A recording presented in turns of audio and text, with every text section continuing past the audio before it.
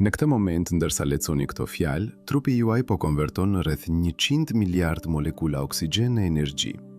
Zemra juaj po rreh me një ritëm të përsosur. Qelizat e trurit tuaj po shkëmbejnë miliarda sinjale elektrike. Por ja çfarë nuk po mendoni. Çdo frymëmarrje që merrni varet nga një ekuilibër kimik kaq delikat sa që ndryshimi i temperaturës mesatare të planetit me vetëm 5 gradë do ta bënte atë të pamundur. Dhe ky ekuilibër po shkatërohet, jo në një të ardhmë të largët, jo për brezat e ardhshëm. Tani, ndërsa leconi këtë fjalë, diçka thelbësore po ndryshon në sistemin që ju mban gjallë. Në vitin 2018, në laboratorin e propulsionit me reaktiv të NASA në Pasadena, Kaliforni, një grup shkencëtarësh drejtuar nga astrofizikania Dr. Sarah Morrison zbuloi diçka që i bëri të heshtin për disa minuta. Ata po analizonin të dhënat nga teleskopja hapësinor Kepler për një il të quajtur Proxima Centauri, ili më i afërt me diellin ton, i largët vetëm 4,3 vjet drite. Rreth këtij ili rrotullohej një planet i quajtur Proxima b. Dhe ajo që panë në spektrin e tij atmosferik i bëri të kuptojnë se çdo gjë që kishin menduar për mundësinë e jetës përtej tokës duhej rishikuar. Planeti kishte shenja të qarta të ujit të lëngshëm. Temperatura e sipërfaqes ishte brenda intervalit ku jeta siç e njohim ne mund të ekzistonte, por ishte diçka tjetër që i bëri të telefonojnë menjëherë në Pentagon. Në dosjet e klasifikuara të NASA ekziston një program me emrin kod Deep Space Contingency. Emri zyrtar nuk tregon asgjë, por brenda agjencisë ata që e njohin e quajnë ndryshe Plani Exodus. Ky nuk është një projekt teorik, nuk është shkencë fantazi. Është një skenar operacional i zhvilluar gjatë 50 viteve të fundit nga inxhinierët më të mirë të njerëzimit për një pyetje të vetme. Çfarë bëjmë kur toka bëhet e pabanueshme? Jo nëse. Kur? Të kuptojmë pse ky plan ekziston, duhet të shohim diçka që shumica e njerëzve nuk e kuptojnë plotësisht. Toka nuk është thjesht një shkëm që rrotullohet në hapësirë. Ajo është një makinë gjallë, një sistem kaq kompleks sa që çdo pjesë e saj ndikon në çdo pjesë tjetër.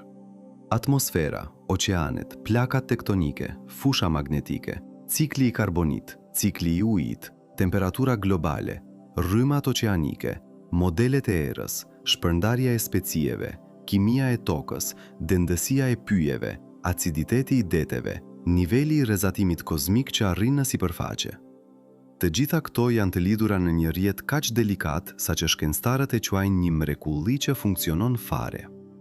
Dhe ky sistem po dështon, jo ngadalë, jo në mënyrë të parashikueshme, por me një shpejtësi që po i habit edhe vetë shkencëtarët që e studiojnë. Në vitin 2020, temperatura mesatare globale ishte rritur me 1,2 gradë Celsius krahasuar me nivelet paraindustriale. Kjo t'inglon si asgjë, por për sistemin e tokës, kjo është ekuivalente me një njeri që ka temperaturë 40 gradë. Trupi funksionon, por diçka thelbësore po shkon keq. Dhe ashtu si me një sëmundje, simptomat e parë nuk është gjithmonë më e rëndësishmja, është ajo që vjen pas. Në Groenland, shtresa e akullit po shkrihet me një shpejtësi prej 270 ton në vit. Imagjinoni një mal akullnaj, madhësia e malit Everest që zhduket çdo 3 ditë. Kjo nuk është metafor, kjo po ndodh tani. Në Antarktid, situata është edhe më dramatike. Akullnaja Thwaites, e quajtur nga shkencëtarët akullnaja e sudimit të botës, po humbet mas me një ritëm që modelet kompjuterike parashikonin se do të ndodhte vetëm pas 50 vitesh. Kur kjo akullnaj të shkrihet plotësisht, niveli i detit do të rritet me 3 metra. 3 metra nuk t'ingëllon shumë, derisa të kuptoni se kjo do të thotë se qytetet të tëra do të zhduken. Miami, Amsterdam, Dhaka, Shanghai, Venecia, Bangkok, të gjitha në ujë. Por kjo është vetëm fillimi. Sistemi i rrymave oqeanike që rregullon klimën e planetit po ngadalsohet. Rryma e gjirit që sjell ngrohtësi nga ekuatori në Evropën veriore është më e dobët se ka qenë në 1500 vjet. Kur kjo rrymë të ndallojë plotësisht dhe modelet tregojnë se kjo mund të ndodhë brenda këtij shekulli, Europa veriore do të përjetojë një epokë akullnajash ndërsa pjesa tjetër e planetit digjet. Jo ngadalë, brenda një dekade. Kjo është shpejtësia me të cilën sistemet klimatike mund të ndryshojnë kur arrin atë që shkencëtarët e quajnë një pikë kthese. Dhe ne po i afrohemi disa pikave të tilla njëkohësisht. Në Siberi, toka e ngrirë përgjithmonë, e quajtur permafrost, po shkrihet. Në këtë tokë janë kapur rreth 1500 miliardë ton karbon, pothuajse 2 fishi i asaj që është në të gjithë atmosferën e tokës tani. Ndërsa permafrosti shkrihet, ky karbon lirohet si metan, një gaz sër 25 herë më i fuqishëm se dioksidi i karbonit. Kjo krijon atë që shkencëtarët e quajnë një lak reagimi pozitiv. Sa më shumë që ngrohet planeti, aq më shumë metan lirohet. Sa më shumë metan lirohet, aq më shumë ngrohet planeti. Dhe kjo nuk mund të ndalet pasi të fillojë. Kjo nuk është teori, kjo ka ndodhur më parë. 56 milion vjet më parë, gjatë një periudhe që gjeologët e quajnë maksimumi termik i paleocenit e ocenit, temperatura globale u rrit me 5 deri në 8 gradë Celsius në vetëm disa mijëra vjet.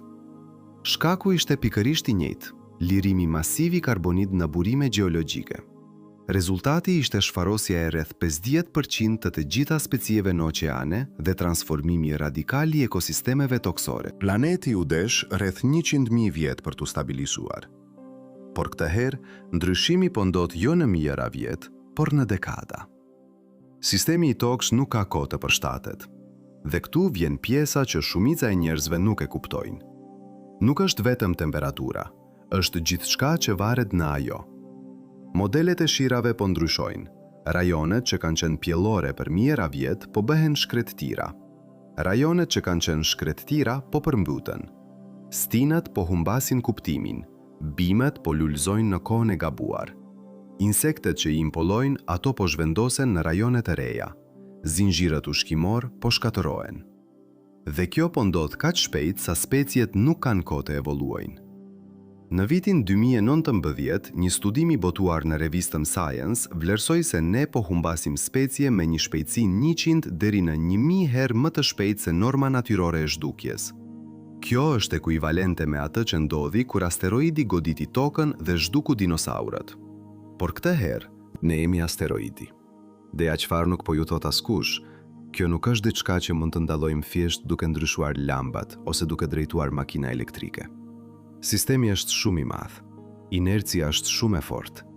Edhe nëse do të ndalonim çdo emetim të karbonit nesër, temperatura do të vazhdonte të rritet për dekada, për shkak të karbonit që tashmë është në atmosferë. Oqeanet do të vazhdonin të ngroheshin. Akullnajat do të vazhdonin të shkriheshin. Pikat e ktesës do të vazhdonin të kalonin. Kjo nuk është pesimizëm, kjo është fizik. Dhe NASA e di këtë. Në vitin 2015, një raport i brendshëm i NASA me titull Skenaret afatgjat për habitueshmërinë e tokës analizoi të gjitha të dhënat e disponueshme klimatike, gjeologjike dhe biologjike. Konkluzioni ishte i qartë. Brenda 2 deri në 3 shekujve, pjesë të mëdha të tokës do të bëhen të pabanueshme për qenijet njerëzore.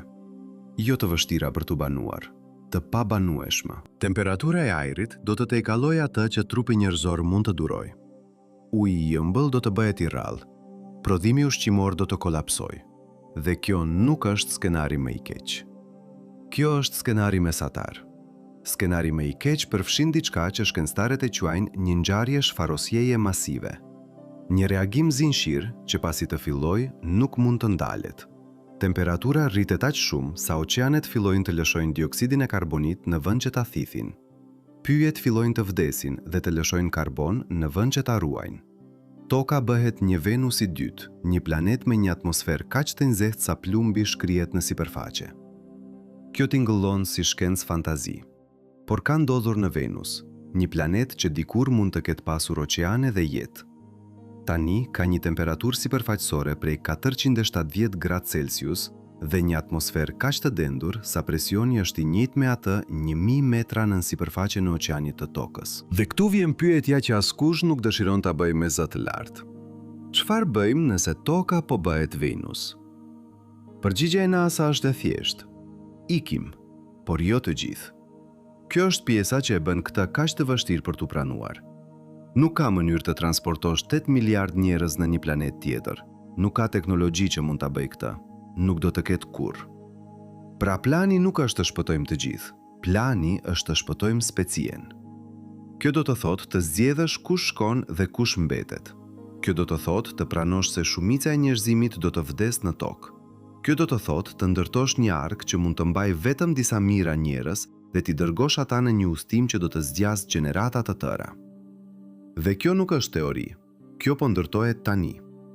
Në vitin 2017, NASA nënshkroi një kontratë me kompaninë Lockheed Martin për zhvillimin e asaj që zyrtarisht quhet Sistemi i Transportit në Hapësirë të Thellë. Emri është i paqëllimshëm, i paqartë, por specifikimet teknike tregojnë qartë se për çfarë është projektuar ky sistem. Një anije që mund të mbajë një ekuipazh prej 5.000 personash për një udhëtim që zgjat më shumë se 100 vjet. Një anije që mund të udhëtojë me 1% të shpejtësisë së dritës. Një anije që mund të mbajë gjallë një popullat njerëzore për kohën e nevojshme për të arritur në një sistem tjetër diellor. Destinacioni është tashmë i zgjedhur, Proxima Centauri B. Distanca 4,3 vjet drite. Koha e udhëtimit me teknologjinë aktuale rreth 150 vjet. Numri i njerëzve që do të nisin 5.000. Numri i njerëzve që do të arrijnë i panjohur. Kjo quhet një anije gjeneratash. Koncepti është i thjeshtë. Njerëzit që nisin udhëtimin nuk do të jenë ata që arrijnë, do të jenë fëmijët e tyre, ose fëmijët e fëmijëve të tyre, ose fëmijët e fëmijëve të fëmijëve të tyre. Gjenerata të tëra do të lindin, do të jetojnë dhe do të vdesin në hapësirë duke mos parë kurrë, as tokën që lanë prindrit e tyre, as planetin që do të arrijnë pasardhësit e tyre. Imagjinoni këtë për një moment. Imagjinoni të lindni në një anije. Të rritet duke ditur se e gjithë jeta juaj do të kalojë brenda mureve metalik, se kurrë nuk do të shihni një qiell të vërtet, kurrë nuk do të ndjeni erën, kurrë nuk do të prekni tokën. E gjithë arsyeja e ekzistencës suaj është të mbani gjallë anijen derisa fëmijët tuaj ose fëmijët e fëmijëve tuaj të arrijnë në një vend që ju kurrë nuk do ta shihni. Kjo është çmimi i mbijetesës. Por ja çfarë bën këtë edhe më të vështirë. Ne nuk e dim nëse Proxima B është vërtet e banueshme. E dim se ka ujë, e dim se temperatura është e përshtatshme, por nuk e dim nëse ka një atmosferë që mund të mbajë jetën njerëzore. Nuk e dim nëse ka një fushë magnetike që mund të na mbrojë nga rrezatimi kozmik. Nuk e dim nëse ka mikroorganizma që mund të jenë vdekje prurës për ne. Nuk e dim nëse toka është e përshtatshme për bujësi. Nuk e dim asgjë me siguri. Pra po dërgojmë njerëz në një udhtim 150 vjeçar drejt një vendi që mund të jetë po aq i pabanueshëm sa toka që po lëm. Kjo është çmenduri apo jo? Përgjigjja e NASA është jo, sepse alternativa është zhdukja e garantuar. Nëse mbetemi në tokë dhe planeti bëhet i pabanueshëm, njerëzimi përfundon. 100% shans për zhdukje. Por nëse dërgojmë një anije gjeneratash në Proxima B, ka një shans, edhe nëse është i vogël, që specia jon të mbijetojë. Edhe nëse shansi është vetëm 1%, kjo është pafundësisht më mirë se 0. Kjo është logjika e mbijetesës. Kjo është arsyeja pse plani ekziston. Por ja çfarë nuk po ju thot askush. Ky plan nuk është për ju, nuk është për mua, nuk është për shumicën e njerëzve që jetojnë tani. Ky plan është për një elitë të zgjedhur me kujdes që do të përcaktohet nga kritere që ne as nuk i dim ende. Shkencëtar, inxhinier, mjek, njerëz me aftësi që janë thelbësore për mbijetesën në një kolonie të re.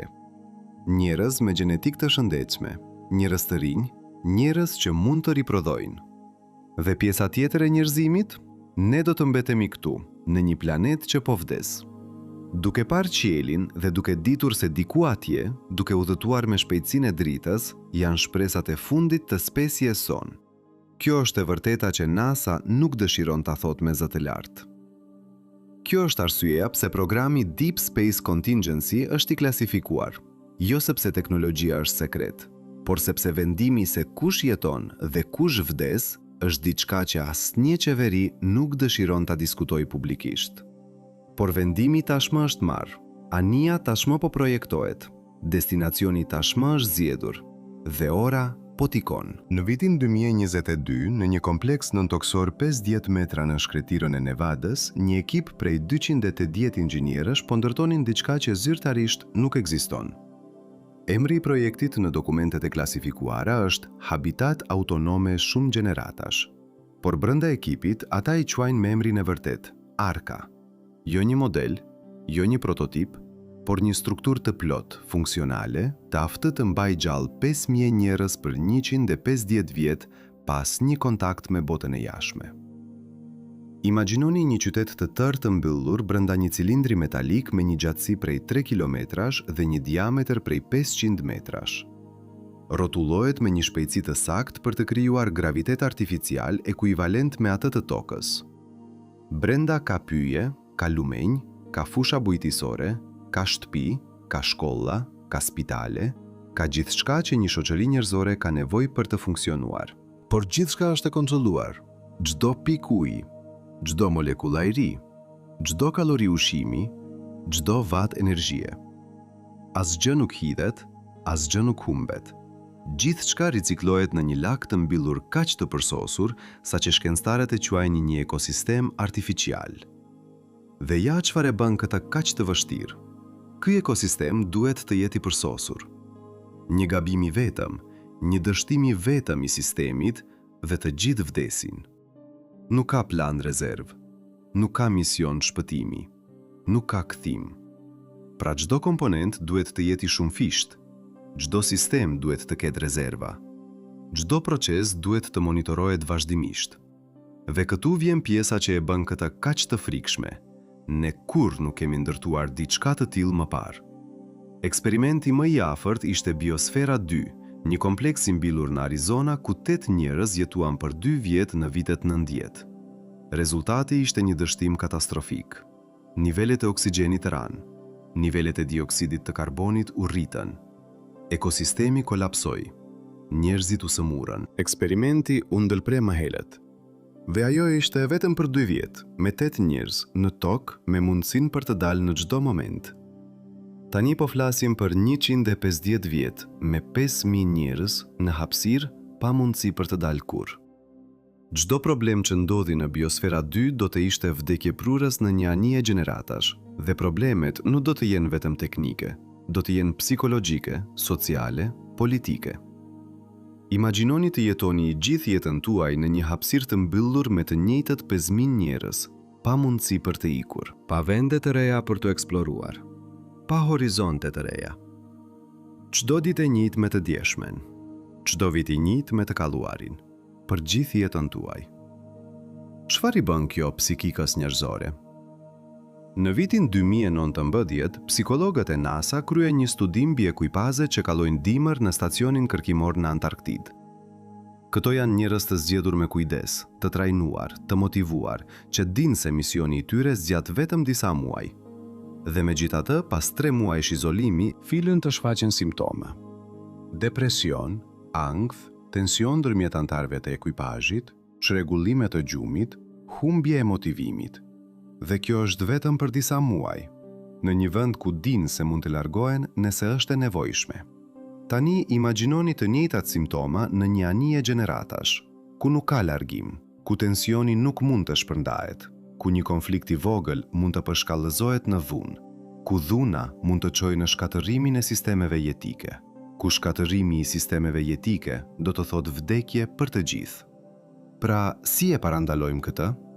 Përgjigjja e NASA është e thjeshtë dhe e frikshme. Kontroll total. Çdo aspekt i jetës në anije do të monitorohet, çdo bisedë do të regjistrohet, çdo veprim do të analizohet. Inteligjenca artificiale do të identifikojë shenja të hershme të konfliktit dhe do të ndërhyjë para se ai të përshkallëzohet. Njerëzit që tregojnë shenja të paqëndrueshmërisë psikologjike do të izolohen. Njerëzit që kërcënojnë sigurinë e anijes do të eliminohen. Po, eliminohen. Sepse në një sistem ku mbijetesa e të gjithëve varet nga stabiliteti i sistemit, individi nuk ka më rëndësi, vetëm kolektivi ka rëndësi. Kjo është çmimi i mbijetesës, humbja e lirish individuale, humbja e privatësisë, humbja e të drejtës për të zgjedhur. Sepse në një anije gjeneratash, çdo zgjedhje individuale ka pasoja kolektive. Nëse dikush vendos të mos punoj, ushqimi paksohet për të gjithë. Nëse dikush vendos të konsumoj më shumë burime, dikush tjetër duhet të konsumoj më pak. Nëse dikush vendos të ketë më shumë fëmijë se sa lejohet, sistemi mbingarkohet. Pra zgjedhjet nuk mund të jenë individuale. Ato duhet të jenë kolektive, të kontrolluara, të planifikuara. Dhe ja çfarë bën këtë edhe më të vështirë. Gjeneratat që do të lindin në anije nuk do të kenë zgjedhur këtë jetë. Prindrit e tyre e zgjodën për ta, ose më sakt, NASA e zgjodhi për ta. Këta fëmijë do të lindin në një burg që nuk e krijuan vetë, do të jetojnë një jetë që nuk e zgjodën vetë, do të vdesin në një vend që nuk e dëshiruan vetë. Dhe e gjithë arsyeja e ekzistencës së tyre do të jetë të mbajnë gjallë një mision që filloi para se ata të lindnin dhe do të përfundoj pasi ata të vdesin. Çfarë drejte kemi ne të bëjmë këtë gjeneratave të ardhshme? Çfarë drejte kemi ne të vendosim se ata duhet të jetojnë në hapësirë në vend që të vdesin në tokë? Kjo është pyetja që etikistët e NASA po mundohen të përgjigjen prej vitesh, dhe përgjigja e tyre është kjo. Ne nuk kemi të drejtë, por kemi detyrë. Detyrën për të siguruar që specia jonë të mbijetojë, edhe nëse kjo do të thotë të sakrifikojmë lirinë e gjeneratave të ardhshme. Edhe nëse kjo do të thotë të krijojmë një shoqëri që është më shumë si një zor se sa si një qytetërim. Sepse alternativa është zhdukja. Dhe zhdukja nuk është vetëm fundi i njerëzimit. Është fundi i gjithçkaje që njerëzimi ka krijuar. Fundi i artit, fundi i muzikës, fundi i letërsisë, fundi i shkencës, fundi i filozofisë. Fundi i çdo ideje që ndonjëherë ka lindur në një mendje njerëzore. Fundi i çdo ndjenje që ndonjëherë është ndjer nga një zemër njerëzore. Fundi i çdo ëndre që ndonjëherë është ndërruar nga një shpirt njerëzor. E gjithë kjo do të zhduket sikur të mos ketë ekzistuar kurrë, përveç nëse dërgojmë një anije gjeneratash në Proxima B, përveç nëse sakrifikojmë lirinë e disa mijëra njerëzve për të shpëtuar trashëgiminë e miliarda. Kjo është logjika. Kjo është arsyeja. Por ja çfarë nuk po ju thot askush. Kjo nuk është vetëm një çështje mbijetesës biologjike. Kjo është një çështje mbijetesës kulturore. Sepse çfarë do të mbajnë me vete njerëzit në anije? Çfarë libra? Çfarë muzike? Çfarë arti? Çfarë njohurish? Çfarë kujtimesh? Si vendosni se çfarë pjesë të qytetërimit njerëzor meriton të shpëtohet dhe çfarë pjesë duhet të braktiset? Në vitin 2020, NASA krijoi një komitet të quajtur Grupi i Ruajtjes së Trashëgimisë Kulturore. Detyra e tyre ishte të vendosnin saktësisht këtë. Çfarë duhet të marrë me vete anija? Ata filluan me një pyetje të thjeshtë: sa hapësirë ruajtjeje kemi? Përgjigja ishte rreth 100 petabajt.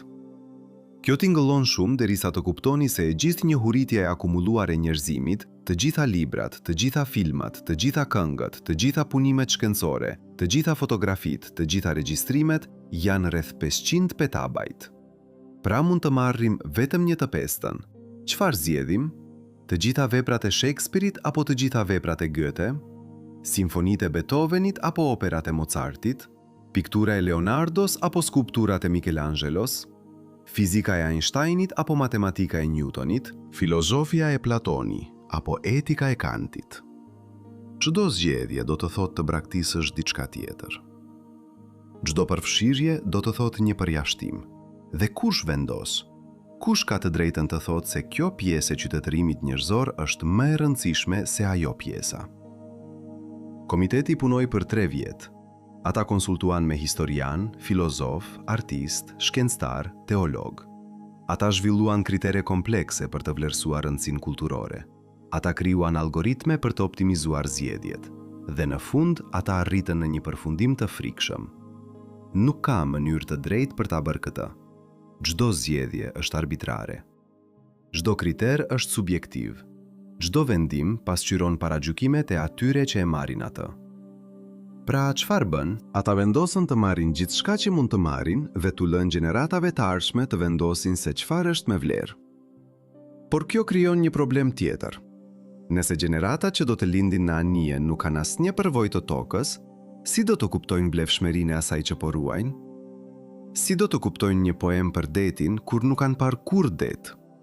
Si do të kuptojnë një pikturë të një pylli kur nuk kanë ecur kurrë në një pyll? Si do të kuptojnë një simfoni të frymzuar nga një stuhi kur nuk kanë ndjer kurrë erën? Konteksti i krijimit do të humbas, kuptimi do të zbehet dhe me kalimin e gjeneratave, trashëgjimia kulturore që po mundohemi të shpëtojmë do të bëhet gjithnjë më pak e kuptueshme. Derisa në fund, ajo do të jetë vetëm një koleksion të dhënash pa kuptim, një biblioteke shkruar në një gjuhë që askush nuk e flet më. Kjo është paradoksi i anijes gjeneratash, Sa më shumë që largohet nga toka, aq më pak mbetet tokë. Dhe njerëzit që do të arrijnë në Proxima B nuk do të jenë më njerëz të tokës. Ata do të jenë diçka tjetër, një specie e re, e formuar nga kushtet e hapësirës, e përshtatur me jetën në një sistem të mbyllur, e shkëputur nga historia që i krijoi. Dhe ja çfarë bën këtë edhe më të çuditshme. Kjo mund të jetë pikërisht ajo që na nevojitet. Sepse njerëzit e tokës, me të gjitha paragjykimet tona, me të gjitha konfliktet tona, me të gjitha dobësitë tona, jemi ata që e shkatëruan planetin ton. Ndoshta një fillim i ri kërkon një lloj të ri njeriu, një lloj që nuk mban barrën e historisë, një lloj që nuk përsërit gabimet e së kaluarës, një lloj që mund të ndërtojë një shoqëri më të mirë se ajo që ne lam pas. Kjo është shpresa. Por ja çfarë nuk po ju thot askush. Ne nuk e dim nëse kjo është e mundur. Ne nuk e dim nëse një shoqëri e mbyllur mund të funksionojë për 150 vjet. Ne nuk e dim nëse njerëzit mund të ruajnë shëndetin mendor në kushte të tilla. Ne nuk e dim nëse gjenetika e një popullate prej 5.000 njerëzve është e mjaftueshme për të shmangur problemet e endogamisë. Ne nuk e dim nëse teknologjia jon është mjaft e besueshme. Ne nuk e dim nëse kemi llogaritur sakt të gjitha rreziqet. Ne po bëjmë një bast me jetën e 5.000 njerëzve, një bast me të ardhmen e spisjes son, një bast me gjithçka që kemi qenë dhe gjithçka që mund të bëhemi. Dhe nuk ka mënyrë për ta testuar këtë bast para se ta bëjmë, sepse nuk mund të simulojmë një udhtim 150 vjeçar. Nuk mund të parashikojmë çdo problem që mund të ndodhë. Nuk mund të garantojmë suksesin. Mund vetëm të shpresojmë. Dhe shpresa nuk është një strategji, por është e gjitha që kemi. Në vitin 2023, NASA filloi procesin e përzgjedhjes së ekipazhit për anijen gjeneratash. Kriteret ishin të qarta: moshë ndërmjet 20 dhe 30 vjetësh, shëndet fizik dhe mendor i përsosur, aftësi teknike ose shkencore të dobishme, gjenetike larmishme për të maksimizuar diversitetin e popullatës, dhe diçka tjetër që nuk u tha publikisht, gatishmëria për të pranuar se ju kur nuk do të shihni destinacionin, gatishmëria për të jetuar një jetë të tërë në shërbim të një misioni që do të përfundoj pas vdekjes suaj, gatishmëria për të bërë një mjet, jo një qëllim. Kjo është çmimi i biletës. Dhe ja çfarë është e çuditshme, njerëzit po aplikojnë, jo qindra, jo mijëra, por qindra mijëra. Njerëz nga çdo vend, nga çdo kulturë, nga çdo shtresë shoqërore, të gjithë të gatshëm të braktisin tokën përgjithmonë, për një shans për të qenë pjesë e diçkaje më të madhe se vetja e tyre. Pse? Çfarë i shtyn njerëzit të zgjedhin një jetë të tillë? Psikologët kanë disa teori. Disa thonë se është një formë e idealizmit. Dëshira për të kontribuar në diçka që do të vazhdoj përtej jetës suaj. Disa thonë se është një formë e arratisjes, dëshira për të lënë pas një botë që po dështon. Disa thonë se është një formë e kuptimit, dëshira për t'i dhënë jetës suaj një qëllim të qartë. Por ndoshta është diçka më e thjeshtë. Ndoshta është thjesht frika. Frika se nëse mbeten në tokë, ata do të vdesin pa kuptim, ndërsa nëse shkojnë në anije, vdekja e tyre do të ketë qëllim. Do të jetë një pjesë e një zinxhiri që çon në mbijetesën e spesjes. Kjo është çfarë na bën njerëz, jo dëshira për të jetuar, por dëshira që jeta jon të ketë kuptim. Edhe nëse ai kuptim vjen me çmimin e lirisë, edhe nëse ai kuptim kërkon sakrifikën e gjithçkaje që e bën jetën të vlefshme. Sepse në fund, çfarë është më e rëndësishme? Të jetosh një jetë të gjatë dhe të rehatshme pa kuptim, apo të jetosh një jetë të shkurtër dhe të vështirë që kontribuon në diçka më të madhe? Kjo është pyetja që çdo aplikant po përballet me të, dhe përgjigja që po japin është e qartë. Kuptimi është më i rëndësishëm se rehati. Qëllimi është më i rëndësishëm se lumturia. Mbijetesa e spishis është më e rëndësishme se mbijetesa individuale. Kjo është evolucioni në veprim, jo evolucioni biologjik, por evolucioni kulturor. Zgjedhja e atyre që janë të gatshëm të sakrifikohen për të mirën e kolektivit dhe ja çfarë bën këtë kaq të fuqishme. Kjo nuk po detyrohet. Askush nuk po i detyron këta njerëz të aplikojnë. Ata po zgjedhin vetë. Po zgjedhin të bëhen pjesë e një eksperimenti që mund të dështojë, po zgjedhin të jetojnë një jetë që shumica e njerëzve do ta konsideronin një ferr, po zgjedhin të bëhen pionier të një ere të re. Dhe kjo është arsyeja pse NASA beson se anija gjeneratash mund të funksionojë, jo sepse teknologjia është e përsosur, por sepse njerëzit që do të jenë në të janë të përzgjedhur për këtë mision. Janë njerëz që e kuptojnë çmimin, që e pranojnë sakrifikën, që janë të gatshëm të bëjnë atë që duhet për të siguruar që misioni të vazhdojë. Por ja çfarë nuk po ju thot askush. Edhe me përzgjedhjen më të mirë, edhe me trajnimin më të mirë, edhe me motivimin më të fortë, ka një limit për atë që njerëzit mund të durojnë. Dhe ne nuk e dim ku është ai limit. Ne nuk e dim se çfarë do të ndodhë kur gjenerata e parë të vdes dhe fëmijët e tyre të mbeten vetëm.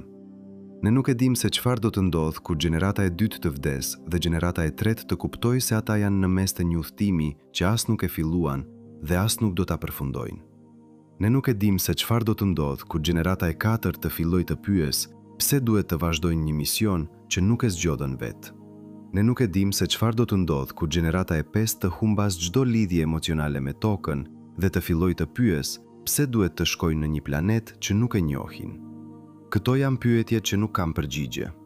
Këto janë rreziqet që nuk mund të parashikohen. Këto janë arsiet pse anija gjeneratash është eksperimenti më i rrezikshëm që njerëzimi ka ndërmarrë ndonjëherë. Por është gjithashtu shpresa jone vetme. Sepse alternativa nuk është të provojmë diçka tjetër.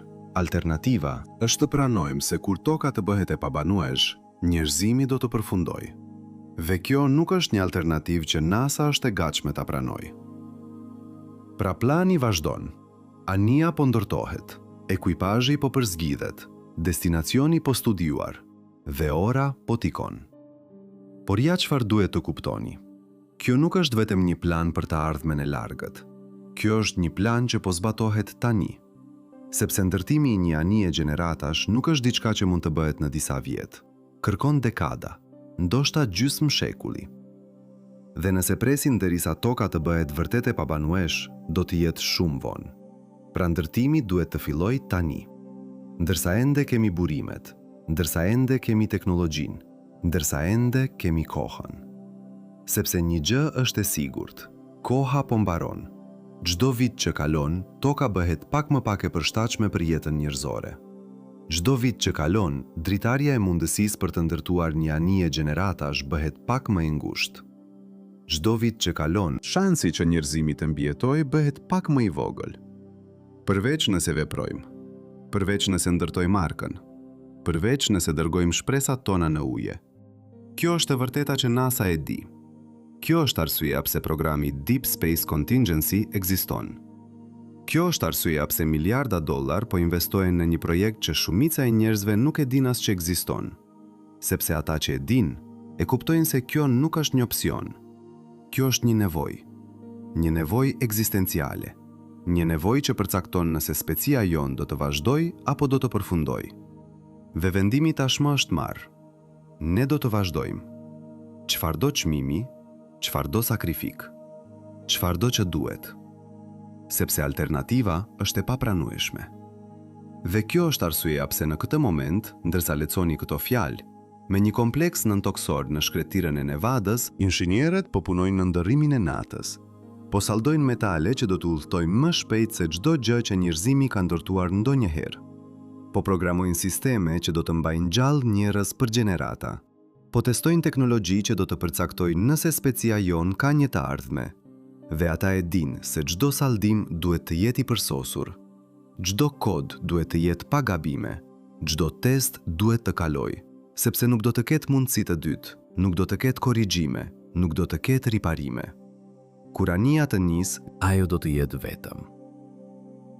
Në errësirën e hapësirës për 150 vjet, dhe çdo gabim që ne bëjmë tani do të paguhet me jetën e atyre që do të jenë në të. Kjo është përgjegjësia që ata mbajnë. Kjo është bara që ata bartin. Kjo është arsyeja pse ata punojnë 6-10 orë në ditë. Sepse ata e dinë se po ndërtojnë më shumë se një anije, po ndërtojnë një shpresë. Shpresën e vetme që njerëzimi ka për të mbijetuar përtej tokës. Dhe kjo shpresë po merr formë, centimetër pas centimetri, saldim pas saldimi, kod pas kodi, në heshtje, në fshehtësi, në errësirën e një kompleksi nëntoksor që zyrtarisht nuk ekziston, por që mund të jetë vendi më i rëndësishëm në tokë. Sepse këtu po krijohet e ardhmja, jo e ardhmja e tokës, por e ardhmja e njerëzimit. Dhe kjo e ardhme nuk do të jetë në tokë, do të jetë në yje. Në vitin 2021, një grup shkencëtarësh në Institutin e Teknologjisë së Kalifornisë publikoi një studim që shkaktoi një debat të ashpër në komunitetin shkencor. Studimi analizoi të dhënat nga teleskopi James Webb dhe arriti në një përfundim që shkoi kundër gjithçkaje që NASA kishte thënë publikisht për Proxima b. Planeti nuk ishte i banueshëm. Atmosfera e tij përmban nivele vdekjeprurëse të rrezatimit ultraviolet. Fusha magnetike është shumë e dobët për të mbrojtur jetën nga rrezatimi kozmik, dhe temperatura në sipërfaqe luhatet nga 100 gradë Celsius në ditë në -150 gradë në natë. Kjo nuk ishte një planet që mund të mbante jetën njerëzore. Kjo ishte një ferr. Reagimi i NASA ishte i menjëhershëm dhe i ashpër. Brenda 24 orëve, agjencia publikoi një deklaratë që e cuante studimin të paplot dhe metodologjikisht të gabuar. Por kjo nuk ishte një debat shkencor normal. Kjo ishte diçka më e thellë. Sepse nëse Proxima b nuk ishte e banueshme, atëherë gjithë plani i anijes gjeneratash ishte i kotë. Miliarda dollar të investuar, dekada planifikimi, qindra mira aplikantë që kishin vendosur të braktisin tokën, të gjitha për një destinacion që mund të ishte po aq i pabanueshëm sa Marsi. Dhe ja ku fillon konflikti i vërtet. Jo konflikti ndërmjet shkencëtarëve, por konflikti ndërmjet asaj që ne duam të besojmë dhe asaj që të dhënat po na tregojnë. Sepse e vërteta është se ne nuk e dim me siguri nëse ndonjë egzoplanet është e banueshme derisa të shkojmë atje. Të gjitha të dhënat që kemi janë indirekte: spektroskopi, analiza e dritës që kalon nëpër atmosferë, llogaritjet e temperaturës bazuar në distancën nga illi. Por asnjë nga këto metoda nuk mund të na tregojë me siguri nëse një planet mund të mbajë jetën njerëzore. Mund të na tregojnë vetëm nëse kushtet janë teorikisht të mundshme. Dhe kjo është një dallim i madh. Teorikisht e mundur nuk do të thotë praktikisht e banueshme. Teorikisht e mundur nuk do të thotë se njerëzit mund të jetojnë atje.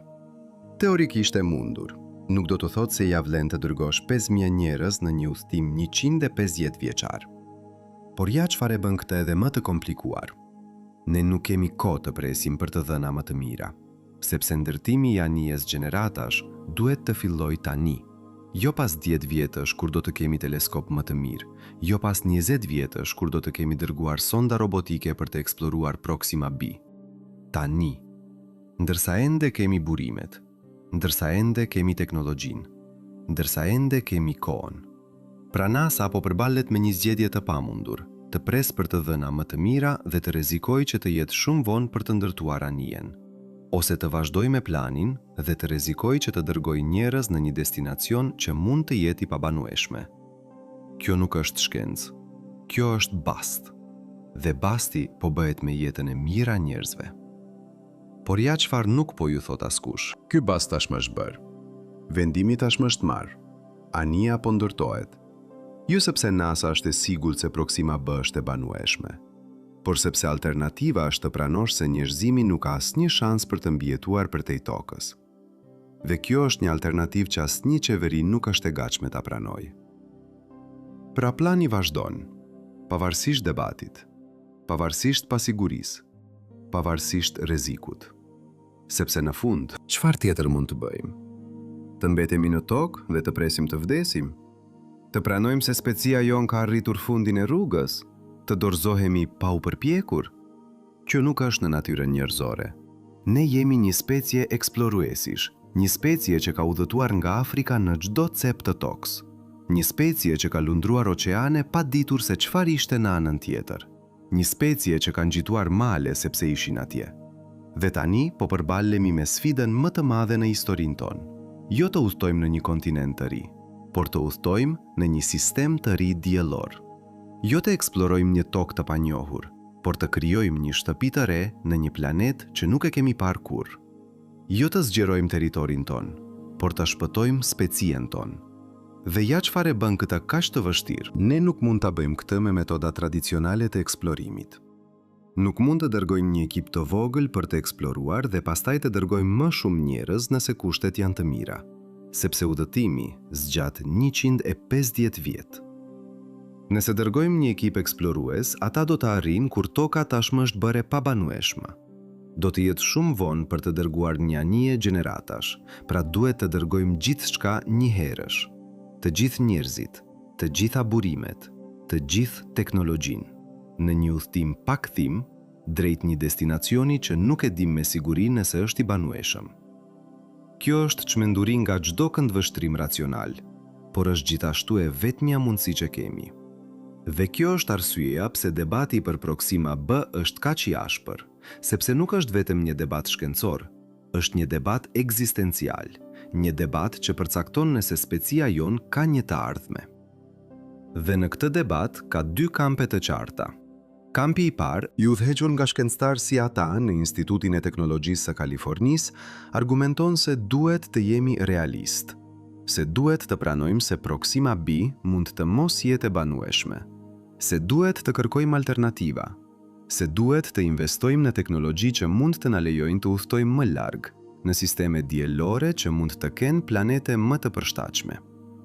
Kampi i dytë, i udhëhequr nga NASA dhe agjencitë e tjera hapësinore, argumenton se nuk kemi kohë për alternativa, se Proxima B është destinacioni i vetëm brenda rrezës së arritshme me teknologjinë aktuale, se edhe nëse ka vetëm një shans të vogël që të jetë e banueshme, Duhet ta provojmë.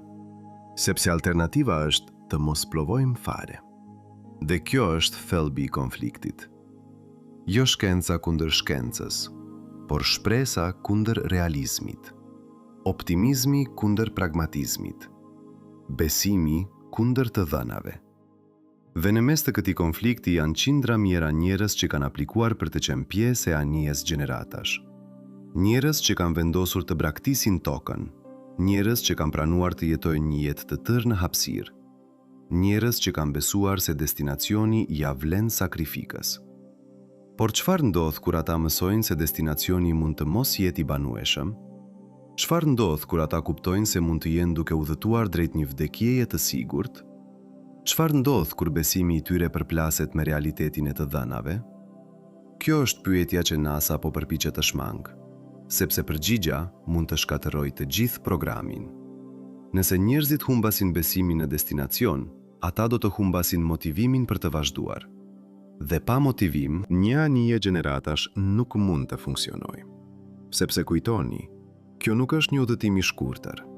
Kjo është një udhëtim që zgjat gjenerata. Njerëzit që nisin nuk do të arrijnë. Fëmijët e tyre nuk do të arrijnë. Ndoshta as fëmijët e fëmijëve të tyre. Pra çdo gjenerat duhet të besojë se destinacioni ja vlen. Duhet të besojë se sakrifica e tyre ka kuptim. Duhet të besojë se fëmijët e tyre do të kenë një jetë më të mirë në Proxima B se sa do të kishin pasur në tokë. Por nëse Proxima B nuk është e banueshme, atëherë kjo besim është një gënjeshtër. Dhe kur e vërteta del në shesh, gjithçka shembet. Kjo është arsyeja pse NASA po lufton kaq fort kundër studimeve që vënë në dyshim habitueshmërinë e Proxima B. Jo sepse studimet janë të gabuara, por sepse e vërteta mund të jetë shumë e rrezikshme për tu pranuar. Sepse nëse pranojmë se Proxima B mund të mos jetë e banueshme, atëherë duhet të pranojmë se i gjithë plani mund të jetë i kotë. Dhe nëse plani është i kotë, atëherë çfarë na mbetet? Asgjë. Vetëm pritja e fundit në një planet që po vdes. Kjo është alternativa që NASA nuk mund ta pranojë. Pra, agjencia vazhdon të mbrojë Proxima B. Vazhdon të argumentojë se të vënat janë të paplot. Vazhdon të insistojë se planeti është i banueshëm, jo sepse ka prova të forta, por sepse ka nevojë që të jetë e banueshme. Sepse pa këtë shpresë, i gjithë programi Deep Space Contingency humbet kuptimin. Dhe kjo është një formë vetgënjeshtres kolektive. Një gënjeshtër që ne po i themi vetes, sepse e vërteta është shumë e vimshme për tu përballuar. Por gënjeshtra nuk mund të vazhdojë përgjithmonë. Në një moment, e vërteta do të dalë në shesh, dhe kur të dalë, do të duhet të përballemi me të. Por deri atëherë plani vazhdon. Anija po ndërtohet, ekuipazhi po përzgjidhet, trajnimi po zhvillohet, dhe askush nuk po flet me zë të lartë për mundësinë që gjithçka mund të jetë për asgjë. Sepse nëse fillojmë ta diskutojmë këtë mundësi, nëse fillojmë ta pranojmë këtë dyshim, atëherë gjithë projekti do të kolapsojë.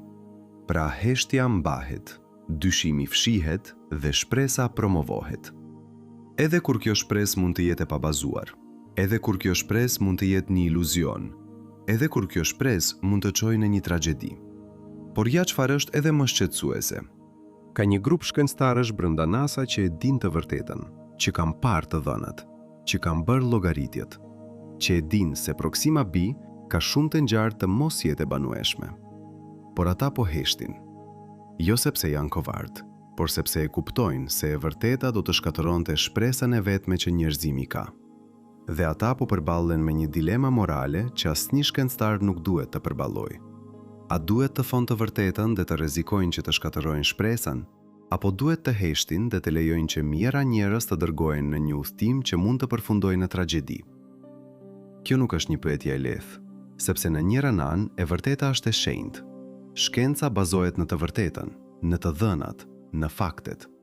Të fshehësh të vërtetën është një tradhti e gjithçkaje që shkenca përfaqëson. Por në anën tjetër, shpresa është gjithashtu e rëndësishme. Shpresa është ajo që na mban gjallë. Shpresa është ajo që na jep forcë për të vazhduar. Dhe pa shpresë, çfarë na mbetet? Vetëm dëshpërimi. Pra këta shkencëtar po zgjedhin shpresën mbi të vërtetën, po zgjedhin iluzionin mbi realitetin, po zgjedhin gënjeshtrën mbi ndershmërinë. Dhe kjo është një zgjedhje që do t'i ndjek për pjesën tjetër të jetës së tyre. Sepse nëse anija gjeneratash dështon, nëse mijëra njerëz vdesin në hapësirë sepse Proxima B nuk ishte e banueshme, atëherë gjaku i tyre do të jetë në duart e këtyre shkencëtarëve. Dhe ata e dinë këtë. Ata jetojnë me këtë barë çdo ditë, por ata vazhdojnë të heshtin, sepse çfarë tjetër mund të bëjnë? Të shkatërrojnë shpresën e vetme që njerëzimi ka, të pranojnë se specia jonë nuk ka të ardhme, të dorëzohen pa u përpjekur. Kjo është bara që ata mbajnë. Dhe është një barë që asnjë njeri nuk duhet ta mbajë. Por dikush duhet ta mbajë, sepse vendimi duhet të merret, dhe vendimi tashmë është marrë. Anija do të ndërtohet, ekuipazhi do të dërgohet, udhëtimi do të fillojë, pavarësisht dyshimit, pavarësisht rrezikut, pavarësisht mundësisë së tragjedisë. Sepse alternativa është e papranueshme, dhe kjo është e vërteta që askush nuk dëshiron ta pranojë. Ne po dërgojmë njerëz në një udhëtim që mund të përfundojë në vdekje, jo sepse jemi të sigurt se do të mbijetojnë, por sepse nuk kemi zgjedhje tjetër, sepse nëse nuk i dërgojmë, ata me siguri do të vdesin në tokë. Pra po zgjedhim një shans të vogël për mbijetesë mbi një vdekje të sigurt. Dhe kjo është logjika që drejton programin Deep Space Contingency. Jo optimizmi, jo besimi, por dëshpërimi. Dëshpërimi i një specie që e di se koha po mbaron, që e di se planeti po vdes, që e di se nëse nuk vepron tani, nuk do të ketë mundësi tjetër. Pra po veprojmë, po ndërtojmë, po planifikojmë, po shpresojmë, edhe kur shpresa mund të jetë e kotë, edhe kur plani mund të dështojë, edhe kur gjithçka mund të përfundojë në tragjedi. Sepse çfarë tjetër mund të bëjmë? Kjo është pyetja që përcakton epokën tonë. Dhe përgjigja që po japim është e qartë. Do të provojmë, do të luftojmë, do të mbijetojmë. Çfarëdo çmimi, çfarëdo sakrifik, çfarëdo që duhet. Sepse kjo është ajo që na bën njerëz. Jo inteligjenca, jo teknologjia, por vendosmëria për të vazhduar edhe kur gjithçka duket e pamundur, edhe kur shanset janë kundër nesh, edhe kur logjika thotë se duhet të dorëzohemi. Ne nuk dorëzohemi. Kur? Dhe kjo është arsyeja pse anija gjeneratash do të ndërtohet, jo sepse jemi të sigurt se do të funksionojë, por sepse refuzojmë të pranojmë se nuk ka shpresë, sepse refuzojmë të besojmë se kjo është fundi, sepse refuzojmë të vdesim pa u përpjekur. Dhe kjo vendosmëri, kjo kokëfortësi, kjo refuzim për të dorëzuar, është ajo që ka lejuar njerëzimin të mbijetojë për qindra mijëra vjet. Është ajo që na ka çuar nga shpelat në qytete, nga shkopinjt në anijet hapësinore, nga frika e zjarrit në shfrytëzimin e energjisë bërthamore. Dhe tani po na çon nga toka në yje, jo sepse është e lehtë, por sepse është e nevojshme. Jo sepse jemi të sigurt se do të suksesojmë, por sepse refuzojmë të dështojmë pa u përpjekur. Kjo është trashëgimia jonë. Kjo është fati ynë. Kjo është arsyeja pse ekzistojmë. Dhe kjo është arsyeja pse do të vazhdojmë të ekzistojmë. Edhe nëse duhet të lëmë tokën, edhe nëse duhet të udhtojmë për gjenerata, edhe nëse duhet të rrezikojmë gjithçka, sepse në fund, Çfarë është alternativa? Të pranojmë vdekjen? Të dorëzohemi pa luftuar? Të lëmë që specia jonë të zhdukej nga universi pa lënë gjurmë?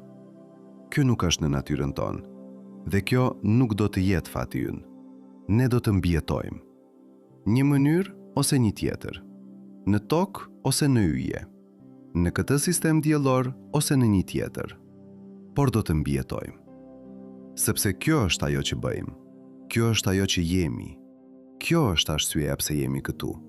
Dhe askush, asgjë, asnjë forcë në univers nuk mund të na ndalojë. Përveç vetes son. Dhe kjo është lufta e vërtetë. Jo kundër natyrës, jo kundër universit, por kundër dyshimit ton, kundër frikës son, kundër prirjes son për të dorëzuar kur gjërat bëhen të vështira. Kjo është lufta që po luftojmë tani, dhe është një luftë që duhet ta fitojmë. Sepse nëse e humbasim këtë luftë, nëse lejojmë që dyshimi të na mposhti, nëse dorëzohemi para vështirësive, atëherë gjithçka është humbur. Por nëse e fitojmë këtë luftë, nëse ka përcejmë dyshimin, nëse vazhdojmë pavarësisht frikës, atëherë kemi një shans. Një shans të vogël, por një shans megjithatë. Dhe kjo është e gjitha që na nevojitet. Sepse historia ka treguar se njerëzimi mund të arrijë gjëra të pabesueshme, kur ka edhe një shans të vogël. Kemi udhëtuar në kontinente të reja me anije druri. Kemi fluturuar në qej me makina që ishin më të rënda se ajri. Kemi ecur në hën kur teknologjia ishte më primitive se ajo në një telefon modern. Kemi bërë gjëra që dukeshin të pamundura. Dhe do t'i bëjmë përsëri. Sepse kjo është ajo që bëjmë. Kjo është trashëgjimia jonë. Kjo është fati ynë. Dhe askush nuk mund të ndryshojë këtë.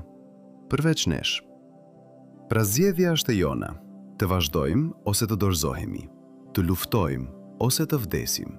Të ndërtojmë anijen ose të pranojmë fundin. Dhe zgjedhja tashmë është bërë.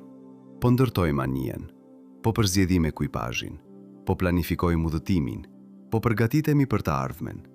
Një ardhme që nuk do të jetë në tokë, një ardhme që do të jetë në yje, një ardhme që do të fillojë kur anija të nisë. Dhe kjo e ardhme po vjen, më shpejt se sa mendoni, më shpejt se sa jeni të përgatitur, më shpejt se sa bota e di. Sepse ora po tikon, dhe koha po mbaron. Dhe kur koha të mbaroj, anija do të nisë. Me ose pa ju. Me ose pa miratimin tuaj. Me ose pa kuptimin tuaj. Sepse kjo nuk është një zgjedhje demokratike. Kjo është një nevojë ekzistenciale. Dhe nevojat ekzistenciale nuk presin për konsensus. Ato veprojnë, tani, shpejt, vendimtare. Dhe kjo është ajo që po ndodh, në heshtje, në fshehtësi, në errësirën e komplekseve nëntoksore që askush nuk i njeh. Anija po ndërtohet, pjesë pas pjese, sistem pas sistemi, teknologji pas teknologjie. Dhe çdo ditë që kalon, ajo bëhet më e plot. Çdo javë që kalon, ajo bëhet më afër realitetit. Çdo muaj që kalon, ajo bëhet më pranë misjes. Dhe kur të jetë gati, kur të gjitha sistemet të jenë testuar, kur ekuipazhi të jetë trajnuar, kur gjithçka të jetë në vend, atëherë do të vijë momenti i së vërtetës. Momenti kur duhet të vendosim, a e dërgojmë anijen apo jo? A rrezikojmë jetën e 5.000 njerëzve për një shans të vogël për mbijetesë? A pranojmë pasigurinë e Proxima B për të shmangur vdekjen e sigurt në tokë? Kjo është pyetja që do të përcaktoj të ardhmen e njerëzimit, dhe përgjigja tashmë është e qartë. Po, do ta dërgojmë. Po, do të rrezikojmë. Po, do të pranojmë pasigurinë. Sepse alternativa është e papranueshme. Dhe kjo është vendimi që do të marrë NASA, jo sepse është i sigurt, por sepse është i vetmi vendim që mund të merret. Sepse në fund, Kur të gjitha opsionet janë të këqija, duhet të zgjedhësh atë që ka më pak shans për dështim. Dhe anija gjeneratash, me të gjitha rreziqet e saj, me të gjitha pasiguritë e saj, me të gjitha problemet e saj, është ende opsioni më i mirë që kemi. Është shpresa e vetme që njerëzimi ka për të mbijetuar përtej tokës. Dhe kjo shpresë, sado e vogël, sado e pasigurt, sado e rrezikshme, është më e vlefshme se çdo gjë tjetër që kemi. Sepse pa shpresë, çfarë jemi? Asgjë. Vetëm një specie që po pret të vdes në një planet që po vdes. Dhe kjo nuk është një fat që jemi të gatshëm ta pranojmë. Pra po zgjedhim shpresën, po zgjedhim rrezikun, po zgjedhim pasigurinë. Sepse kjo është e vetë një zgjedhje që na jep një shans për të ardhme. Dhe një shans, sado i vogël, është pafundësisht më i mirë se asnjë shans. Kjo është logjika që drejton programin Deep Space Contingency. Kjo është arsyeja pse anija po ndërtohet. Kjo është arsyeja pse ekuipazhi po përzgjidhet. Kjo është arsyeja pse plani po zbatohet, pavarësisht dyshimit, pavarësisht debatit, pavarësisht konfliktit. Sepse në fund, konflikti nuk ka rëndësi, debati nuk ka rëndësi, dyshimi nuk ka rëndësi. E vetmja gjë që ka rëndësi është mbijetesa. Dhe mbijetesa kërkon veprim. Jo diskutim, jo debat, jo dyshim, por veprim. Vendimtar, të menjëhershëm, të paktyeshëm. Dhe ky veprim po ndodh tani, ndërsa lexoni këto fjalë, ndërsa mendoni për të ardhmen, ndërsa pyesni veten nëse gjithçka që po lexoni është e vërtetë. Anija po ndërtohet, ekuipazhi po trajnohet, plani po zbatohet, dhe ora po tikon. Dhe kur ora të ndaloj, kur koha të mbaroj, kur momenti i së vërtetës të vi, atëherë do të shohim nëse kemi bërë zgjedhjen e duhur, nëse kemi ndërtuar anijen mjaft mirë, nëse kemi përzgjedhur ekuipazhin mjaft mirë, nëse kemi planifikuar mjaft mirë, ose nëse kemi dështuar. Dhe dështimi do të thotë vdekje, jo vetëm për ata që janë në anije, por për të gjithë njerëzimin. Sepse nëse anija dështon, nuk do të ke mundësi të dytë. Nuk do të ke kohë për të ndërtuar një tjetër. Nuk do të ke burime për të provuar përsëri. Do të jetë fundi. Fundi i njerëzimit. Fundi i gjithçkaje që kemi qenë. Fundi i gjithçkaje që mund të kishim qenë. Dhe kjo është bara që NASA mban. Bara e të ditur se një gabim, një dështim, një problem i parashikuar mund të çojë në zhdukjen e spishis son. Kjo është përgjegjësia që asnjë organizat nuk duhet ta mbajë, por dikush duhet ta mbajë. Dhe NASA e ka pranuar këtë përgjegjësi. Jo sepse dëshiron, por sepse askush tjetër nuk mund. Sepse askush tjetër nuk ka teknologjinë, askush tjetër nuk ka ekspertizën, askush tjetër nuk ka burimet. Pra NASA po e mban këtë barë, vetëm, në heshtje, në fshehtësi, dhe po bën atë që duhet bërë. Po ndërton anijen, po përzgjedh ekuipazhin, po planifikon udhëtimin, po përgatitet për momentin kur gjithçka do të varet nga një vendim që do të merret nga njerëz që e dinë se po luajnë me jetën e mijëra personave, që e dinë se po rrezikojnë të ardhmen e spishis son, që e dinë se nëse gabojnë, nuk do të ketë falje. Kjo është presioni që ata jetojnë me të çdo ditë. Kjo është bara që ata mbajnë çdo natë. Kjo është arsyeja pse shumë prej tyre nuk flenë. Sepse si mund të flesh kur e di se vendimi yt mund të përcaktojë nëse njerëzimi mbijetoj apo jo? Si mund të pushosh kur e di se çdo gabim mund të jetë fatal? Si mund të relaksohesh kur e di se ora po tikon dhe koha po mbaron? Nuk mund. Pra ata vazhdojnë të punojnë, ditë pas dite, javë pas jave, muaj pas muaj, pa pushim, pa relaksim, pa paqe, sepse e dinë se kjo është përgjegjësia e tyre. Kjo është detyrimi i tyre. Kjo është arsyeja pse ekzistojnë. Dhe ata nuk do ta braktisin këtë përgjegjësi. Pavarësisht presionit, pavarësisht barrës, pavarësisht frikës. Sepse ata e dinë se nëse ata dështojnë, askush tjetër nuk mund të suksesojë. Nëse ata dorëzohen, gjithçka është humbur. Nëse ata ndalojnë, njerëzimi përfundon. Pra ata nuk do të dështojnë, nuk do të dorëzohen, nuk do të ndalojnë. Do të vazhdojnë, deri në fund. çfarëdo që të ndodh, çfarëdo që të kushtoj, çfarëdo që të kërkoj, sepse kjo është ajo që duhet bërë, dhe ata janë të vetmit që mund ta bëjnë. Kjo është e vërteta që përcakton programin Deep Space Contingency. Kjo është realiteti që drejton ndërtimin e anijes gjeneratash. Kjo është arsyeja pse, pavarësisht konfliktit, pavarësisht debatit, pavarësisht dyshimit, plani vazhdon, sepse nuk ka alternativë, sepse koha po mbaron, sepse toka po vdes, dhe sepse ne refuzojmë të vdesim me të. Në këtë moment, ndërsa dëgjoni këto fjalë, diçka e jashtëzakonshme po ndodh në trurin tuaj. Rreth 100 miliardë neurone po shkëmbejnë sinjale elektrike me një shpejtësi që te i kallon çdo superkompjuter që kemi ndërtuar ndonjëherë. Po përpunoni informacion, po krijoni kuptim, po ndërtoni një model mendor të një realiteti që nuk e keni parë kurrë. Dhe ja çfarë është vërtet e çuditshme. Ky proces, ky mrekulli ndërgjegjes që ju lejon të kuptoni këto fjalë, është pikërisht ajo që e bën të mundur që njerëzimi të mbijetojë përtej tokës. Sepse çdo gjë që kemi diskutuar deri tani, çdo plan, çdo teknologji, çdo strategji varet në një aftësi themelore.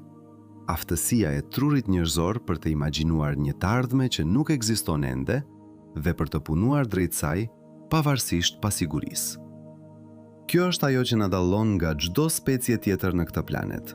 Jo inteligjenca në vetvete, por aftësia për të përdorur atë inteligjencë për të ndryshuar fatin ton. Dhe tani po e përdorim këtë aftësi për të ndërtuar diçka që asnjë specie nuk ka ndërtuar kurrë. Një anije që do të mbajë jetën njerëzore për më shumë se 150 vjet në hapësirën ndërjore. Por ja çfarë nuk po ju thot askush.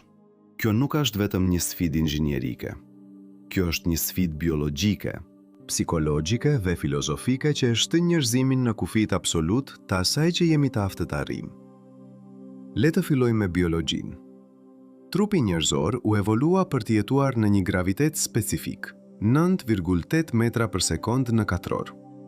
Çdo sistem në trupin tuaj, nga zemra që pompon gjakun deri te kockat që mbajnë peshën tuaj, është i kalibruar për këtë forcë. Por në hapësirë, graviteti është pothuajse zero. Dhe kjo krijon probleme që shumica e njerëzve nuk i kuptojnë. Në mungesë të gravitetit, zemra nuk duhet të punojë aq shumë për të pompuar gjakun. Kjo tingëllon si një gjë e mirë, por nuk është. Sepse kur zemra nuk punon aq shumë, ajo dobësohet. Muskujt e saj atrofiohen. Dhe pas disa muajsh në hapësirë, zemra e një astronauti bëhet aq e dobët sa kthimi në gravitetin e tokës mund të jetë fatal. E njëjta gjë ndodh me kockat. Pa gravitet që të ushtrojë presion mbi to, kockat fillojnë të humbashin densitet me një shpejtësi alarmante. Astronautët në stacionin ndërkombëtar hapësinor humbasin rreth 1 deri në 2% të masës së kockave për çdo muaj. Pas 6 muajsh, humbja është ekuivalente me atë që një grua e moshuar përjeton në 10 vjet të osteoporozës. Dhe kjo nuk mund të rikuperohet plotësisht. Edhe pas kthimit në tokë, edhe me trajnim intensiv, kockat kur nuk kthehen plotësisht në gjendjen e tyre origjinale. Por kjo është vetëm fillimi. Në hapësirë, sistemi imunitar dobësohet. Viruset që janë të pademshme në tokë bëhen vdekjeprurëse. Bakteret që trupi normalisht i kontrollon, fillojnë të shumëzohen pa kontroll. Plagët nuk shërohen siç duhet. Infeksionet përhapen më shpejt dhe nuk ka spitale në hapësirë. Nuk ka kirurg, nuk ka pajisje mjekësore të avancuara. Nëse diçka shkon keq, ekuipazhi është vetëm. Dhe ja çfarë bën këtë edhe më të vështirë. Ne nuk e dim se çfarë ndodh me trupin njerëzor pas vitesh të ekspozimit ndaj gravitetit zero.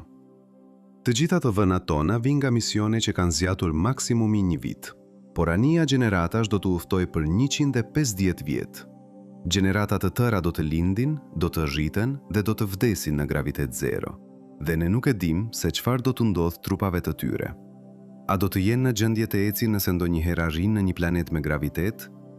A do të jenë kockat e tyre aq të dobta sa do të thyen në peshën e tyre? A do të jenë zemrat e tyre aq të dobta sa nuk do të mund të pompojnë gjakun kundër gravitetit? Këto janë pyetje që nuk kanë përgjigje. Dhe kjo është arsyeja pse NASA po eksperimenton me gravitet artificial. Koncepti është i thjeshtë. Nëse rrotullon anijen, forca centrifugale krijon një ndjenjë graviteti. Sa më shpejt rrotullohet, aq më i fortë është graviteti artificial. Llogaritë tregojnë se nëse anija rrotullohet me një shpejtësi prej rreth 2 rrotullime për minutë, mund të krijohet një gravitet artificial ekuivalent me atë të tokës. Por ja çfarë nuk po ju thot askush. Ndërtimi i një strukture që mund të rrotullohet vazhdimisht për 150 vjet pa u prishur është një nga sfidat inxhinierike më të vështira që njerëzimi ka përballuar ndonjëherë. Çdo bashkim duhet të jetë i përsosur, çdo kushinet duhet të funksionojë pa dështim, çdo sistem duhet të jetë i aftë të durojë triliona rrotullime pa u konsumuar, sepse nëse rrotullimi ndalon, graviteti artificial zhduket. Dhe nëse kjo ndodh papritur, pasojat mund të jenë katastrofike. Njerëzit që janë mësuar me gravitet do të gjenden papritur në gravitet zero. Objektet që ishin të qëndrueshme do të fillojnë të lundrojnë, lëngjet do të formojnë sfera lundruese. Sistemi i orientimit të trupit do të kolapsojë. Njerëzit do të humbasin ndjenjen e lartë dhe poshtë. Disa do të përjetojnë marrje mends aq të forta sa do të jenë të paaftë për të funksionuar. Dhe nëse rrotullimi nuk mund të ristabilizohet shpejt, gjithçka në anije do të bëhet kaos. Pra NASA po ndërton sisteme të shumëfishta: motor rezerv, kushineta rezerv, sisteme energjie rezerv. Gjithçka e 2-fishuar, e 3-fishuar, e 4-fishuar. Sepse dështimi nuk është një opsion. Por edhe me të gjitha këto masa sigurie rreziku mbetet, sepse asgjë nuk mund të funksionojë përgjithmonë. Çdo sistem, pavarësisht sa mirë është projektuar, do të dështojë në fund. Pyetja nuk është nëse, por kur. Dhe kur ai moment të vijë, ekuipazhi do të duhet të jetë i aftë ta riparojë. Por si mund të riparosh një sistem rrotullimi kur vetë anija po rrotullohet?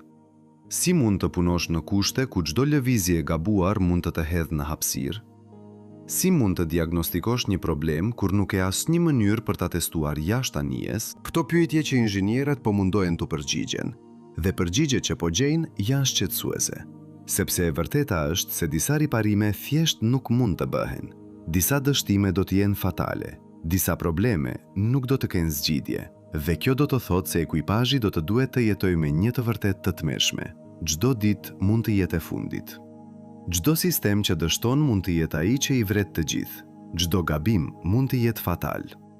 Por le të supozojmë se sistemet funksionojnë. Le të supozojmë se graviteti artificial mbahet stabil për të gjithë udhëtimin. Le të supozojmë se trupi njerëzor përshtatet. Ende ka një problem që është ndoshta edhe më i vështirë: rrezatimi kozmik. Në tokë jemi të mbrojtur nga 2 shtresa mbrojtëse: fusha magnetike e planetit dhe atmosfera. Këto 2 shtresa na mbrojnë nga shumica e rrezatimit që vjen nga dielli dhe nga hapësira e thellë. Por në hapësirën ndërhyjore nuk ka mbrojtje. Rrezatimi kozmik, veçanërisht grimcat e energjisë së lartë të quajtura rreze kozmike galaktike, depërtojnë çdo gjë. Ato kalojnë nëpër muret e anijes, kalojnë nëpër trupin tuaj, kalojnë nëpër qelizat tuaja. Dhe çdo herë që një grimcë e tillë godet një qelizë, ajo mund të dëmtojë ADN. Shumica e këtyre dëmtumeve riparohen nga mekanizmat e riparimit të qelizës, por jo të gjitha. Dhe ato që nuk riparohen mund të çojnë në mutacione.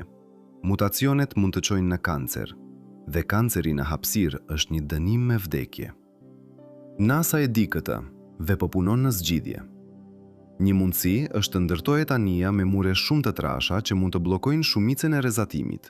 Por sa më të trasha të jenë muret, aq më e rëndë është anija. Dhe sa më e rëndë është anija, aq më shumë energji nevojitet për ta lëvizur. Dhe sa më shumë energji nevojitet, aq më shumë karburant duhet të merret. Dhe ka një limit për sa karburant mund të mbajë anija. Pra, trashësia e mureve është një kompromis. Mjaft të trash për të ofruar një mbrojtje, por jo aq të trash sa anija të bëhet shumë e rëndë për t'u lëvizur. Llogaritjet aktuale tregojnë se edhe me muret më të trasha që janë praktikisht të mundshme, ekuipazhi do të marrë një dozë rrezatimi që është rreth 100 herë më e lartë se ajo që një person mesatar merr në tokë. Kjo do të thotë se shansi për të zhvilluar kancer gjatë udhëtimit është rreth 50%. Gjysma e ekuipazhit do të zhvillojë kancer dhe shumica e tyre do të vdesin nga ai. Sepse trajtimi i kancerit kërkon teknologji mjekësore të avancuar që anija thjesht nuk mund t'i mbajë. Nuk ka hapësirë për makina MRI, nuk ka hapësirë për akselerator linear për rrezatim terapi, nuk ka hapësirë për laborator të plot kimioterapi, ka vetëm një infermieri të vogël me pajisje bazë. Dhe kjo do të thotë se shumica e sëmundjeve serioze do të jenë të pashërueshme. Pra ekuipazhi do të duhet të pranojë një të vërtet të tmerrshme. Nëse sëmuren, ka të ngjarë të vdesin. Nuk ka shpëtim. Nuk ka evakuim. Nuk ka kthim në tokë. Ka vetëm anijen. Dhe anija nuk mund të kthehet, sepse një herë që të ketë nisur, nuk ka mjaft karburant për të ndryshuar drejtim. Udhëtimi është një rrugë e vetme. Dhe kjo do të thotë se çdo vendim që merret para nisjes është përfundimtar. Nuk ka mundësi për të ndryshuar mendje, nuk ka mundësi për të korrigjuar gabime, nuk ka mundësi për të shtuar gjëra që janë harruar. Çdo gjë që nuk merret në anije në fillim, nuk do të jetë kurrë e disponueshme. Dhe kjo krijon një sfidë logjistike që është pothuajse e pamundur për të zgjidhur. Si mund të parashikosh çdo gjë që një popullat prej 5.000 njerëzish do të ketë nevojë për 150 vjet? Si mund të llogarisësh sakt sa ushqim, sa ujë, sa ajër, sa ilaçe, sa pajisje, sa pjesë këmbimi, sa gjithçka do të nevojitet? Dhe çfarë ndodh nëse llogaritjet janë të gabuara? Çfarë ndodh nëse ushqimi mbaron para se të arrijnë? Çfarë ndodh nëse uji kontaminohet? Çfarë ndodh nëse sistemi i rigjenerimit të ajrit dështon? Këto janë pyetje që mbajnë inxhinierët e NASA zgjuar natën, dhe përgjigjet që po gjejnë nuk janë ngushëlluese. Sepse e vërteta është se nuk ka mënyrë për të qenë plotësisht i sigurt, nuk ka mënyrë për të parashikuar çdo problem, nuk ka mënyrë për të garantuar suksesin. Mund vetëm të planifikosh sa më mirë që të mundesh dhe të shpresosh se është mjaft. Dhe shpresa nuk është një strategji, por është e gjitha që kemi. Pra NASA po ndërton sisteme me shumë shtresa sigurie, sisteme që mund të rigjenerojnë ajrin nga dioksidi i karbonit, sisteme që mund të riciklojnë ujin nga çdo burim duke përfshirë urinën dhe djersën, sisteme që mund të rrisin ushqim në sera hidroponike, sisteme që mund të prodhojnë ilaçe nga lëndë të parabaz, sisteme që mund të riparojnë pothuajse çdo gjë duke përdorur printera tridimensional. Qëllimi është të bëhet anija sa më e vetëmjaftueshme që të jetë e mundur, të minimizohet varësia nga burimet e kufizuara, të krijohet një ekosistem i mbyllur që mund të funksionojë pafundësisht. Por ja çfarë nuk po ju thot askush. Asnjë ekosistem i mbyllur nuk ka funksionuar kurrë për një periudhë të gjatë. Eksperimenti më i famshëm, i quajtur Biosfera 2, u ndërtua në Arizona në vitet 90. Ishte një strukturë e mbyllur që përmbante disa ekosisteme të ndryshme: pyll, shkretir, oqean, moçal. 8 njerëz u mbilën brenda për 2 vjet për të testuar nëse një ekosistem i mbyllur mund të mbajë jetën njerëzore. Rezultati ishte një dështim katastrofik. Brenda 6 muajve, nivelet e oksigjenit filluan të bien. Brenda një viti ishin rënë aq shumë sa njerëzit filluan të vuanin nga simptomat e ngjashme me sëmundjen e lartësisë. Brenda një viti e gjysmë, oksigjeni duhej të shtohej nga jashtë ose njerëzit do të kishin vdekur. Shkaku ishte i thjeshtë. Mikrobet në tokë po konsumonin oksigjen më shpejt se sa bimët po e prodhonin. Dhe askush nuk e kishte parashikuar këtë. Askush nuk e kishte llogaritur sakt bilancin e oksigjenit. Askush nuk e kishte kuptuar se sa kompleks është një ekosistem i mbyllur. Dhe Biosfera 2 ishte në tokë. Ku mund të hapej nëse diçka shkon te keq? Ku mund të shtohej oksigjen nga jashtë? Ku njerëzit mund të dilnin nëse situata bëhej e rrezikshme? Por anija gjeneratash do të jetë në hapësirë, ku nuk ka mundësi për të hapur, ku nuk ka mundësi për të shtuar burime nga jashtë, ku nuk ka mundësi për të dalë. Nëse ekosistemi i mbyllur i anijes dështon, të gjithë vdesin. Nuk ka plan rezerv, nuk ka shpëtim, nuk ka mënyrë për të shpëtuar. Dhe kjo është arsyeja pse NASA po investon miliarda dollarë në kërkime për ekosisteme të mbyllura. Po testohet çdo kombinim i mundshëm i bimëve, mikroorganizmave dhe sistemeve teknike. Po ndërtohen modele kompjuterike që simulojnë çdo aspekt të një ekosistemi të mbyllur. Po kryhen eksperimente në stacionin ndërkombëtar hapësinor për të parë se si bimet rriten në gravitet zero. Po zhvillohen algoritme që mund të monitorojnë dhe rregullojnë çdo parametër të ekosistemit në kohë reale. Qëllimi është të krijohet një sistem që është aq i qëndrueshëm, aq i vetrregulluar, aq i besueshëm sa mund të funksionojë për 150 vjet pa ndërhyrje njerëzore. Por ja çfarë bën këtë pothuajse të pamundur? Çdo sistem biologjik evoluon. Mikrobet mutojnë, bimët përshtaten, ekuilibri ndryshon. dhe nuk ka mënyrë për të parashikuar se si do të evoluojë një ekosistem i mbyllur gjatë 150 viteve. Nuk ka mënyrë për të testuar këtë në tokë. Nuk ka mënyrë për të qenë i sigurt se do të funksionojë. Mund vetëm të projektosh sa më mirë që të mundesh dhe të shpresosh se evolucioni nuk do të shkatërrojë ekuilibrin. Dhe përsëri, shpresa nuk është një strategji, por është e gjitha që kemi. Pra po vazhdojmë, po ndërtojmë, po testojmë, po shpresojmë, sepse alternativa është të pranojmë se anija gjeneratash nuk mund të funksionojë.